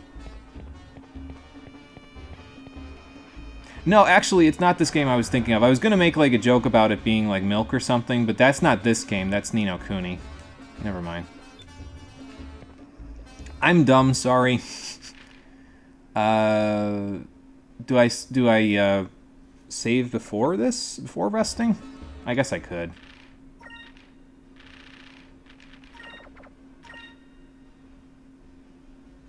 Because there's probably going to be like a cutscene or something that happens afterwards, and then I'll be able to save again. But let's just rest, and then we'll call it a day after we see whatever's happening after this.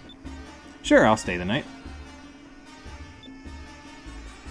Now let's see if Aka and Fina are in town, because if they still are, they'll probably be in the next room.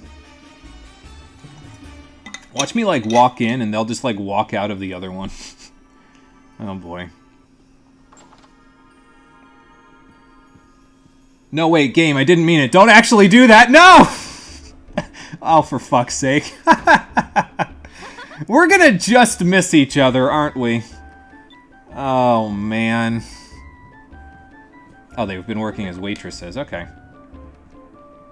It's something. You'd think Vice would have heard them through the door and been like, wait a minute, I know that voice, but apparently not. So yeah, now we switch back to Aka and Fina. Let's go get paid! And then we can buy supplies, because they're probably gonna need it where they're going. So obviously the tavern is where they're gonna get pick up their money, so... Oh, Gilder's even here. I don't know if I trust talking to him with Aka, though. I don't know about that one.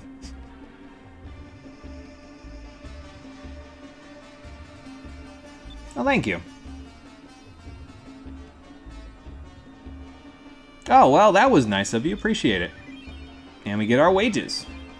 We also get 4 Sacred Crystals and 1 Cham. And apparently we needed 10,000 gold to buy a ship, so that's cool. Oh, good. Now we're going to talk to him anyway. Gilder, they're underage. Stay away from them. Oh, boy. Well, they've been working here for like 2 weeks, so now he's like... Well, they're not family, but he's protective enough of them. Oh, boy. Well, yeah, especially with characters like this guy around. Alright, so now you gotta pay off the bill. Apparently the wages are enough to pay the bill and, you know, like pay off their tab and get them the money that they needed, so...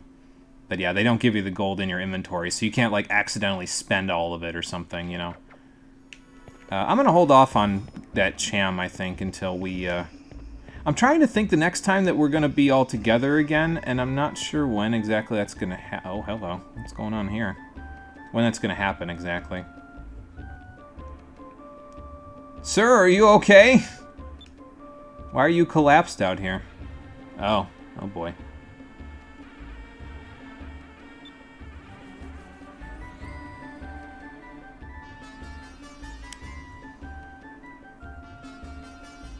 Ah, so this is Pedro. We're getting a lot of new characters that are happening upon us here. That's cool, I guess. It's not just all of us going all over the place, so...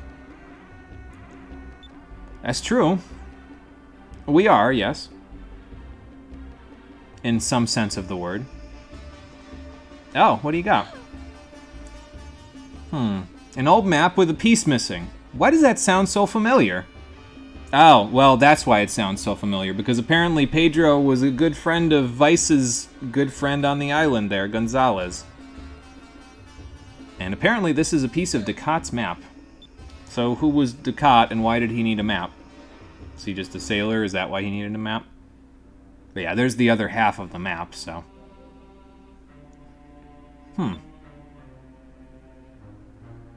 Oh, Ducat's Island, huh? Okay. Yeah, that could be a bit of a problem. So you... Oh, okay. I see. So you separated the map so that you could each have it with you. So nobody else would find it before you did. Oh. Yeah, I guess that would be a problem. Well, I hate to break it to you, but your friend didn't make it, but neither Aka nor Fina would know that, so... You're probably right. Until, you know, the afterlife. You DM'd me, have fun reading? Okay, gotcha. I'll keep that in mind. Well, it could be a good first adventure for Aka and Fina, and also so that they can keep Vice out of the party for the next hour of gameplay. Oh boy.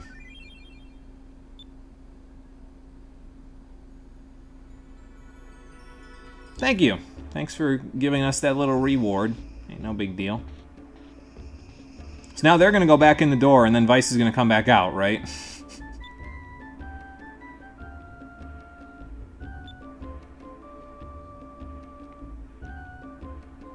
Yeah, but he's old enough to where he's probably done a few far-fetched things in his life. Let's completely ignore the fact that we have no idea where Vice is and just go looking for treasure. For all we know, we'll end up in the same place because he's also an air pirate. Hey. Oh boy, here we go. And of course, because Gilder is a womanizer, he's going to put off both Aka and Fina, and they will both rebut him and leave the inn, even though Vice is Gilder's friend. Oh my god. This is like a series of unfortunate events. It's kind of ridiculous how this is going. Oh, boy. Yeah, like, how ridiculous of circumstances do you have to get in for where... Okay, now look outside, because I'm sure they're gonna walk right past... Oh, boy. Yeah, these are teenagers, Gilder, I know.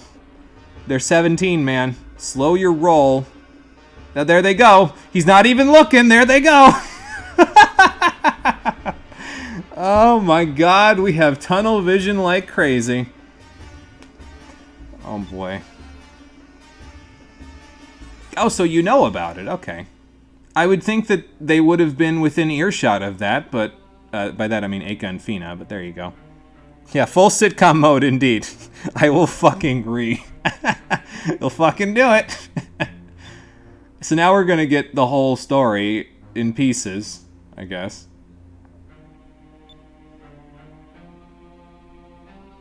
Well, it was a lucky find, I guess. Oh, you mean the seal in the top right. Okay, gotcha.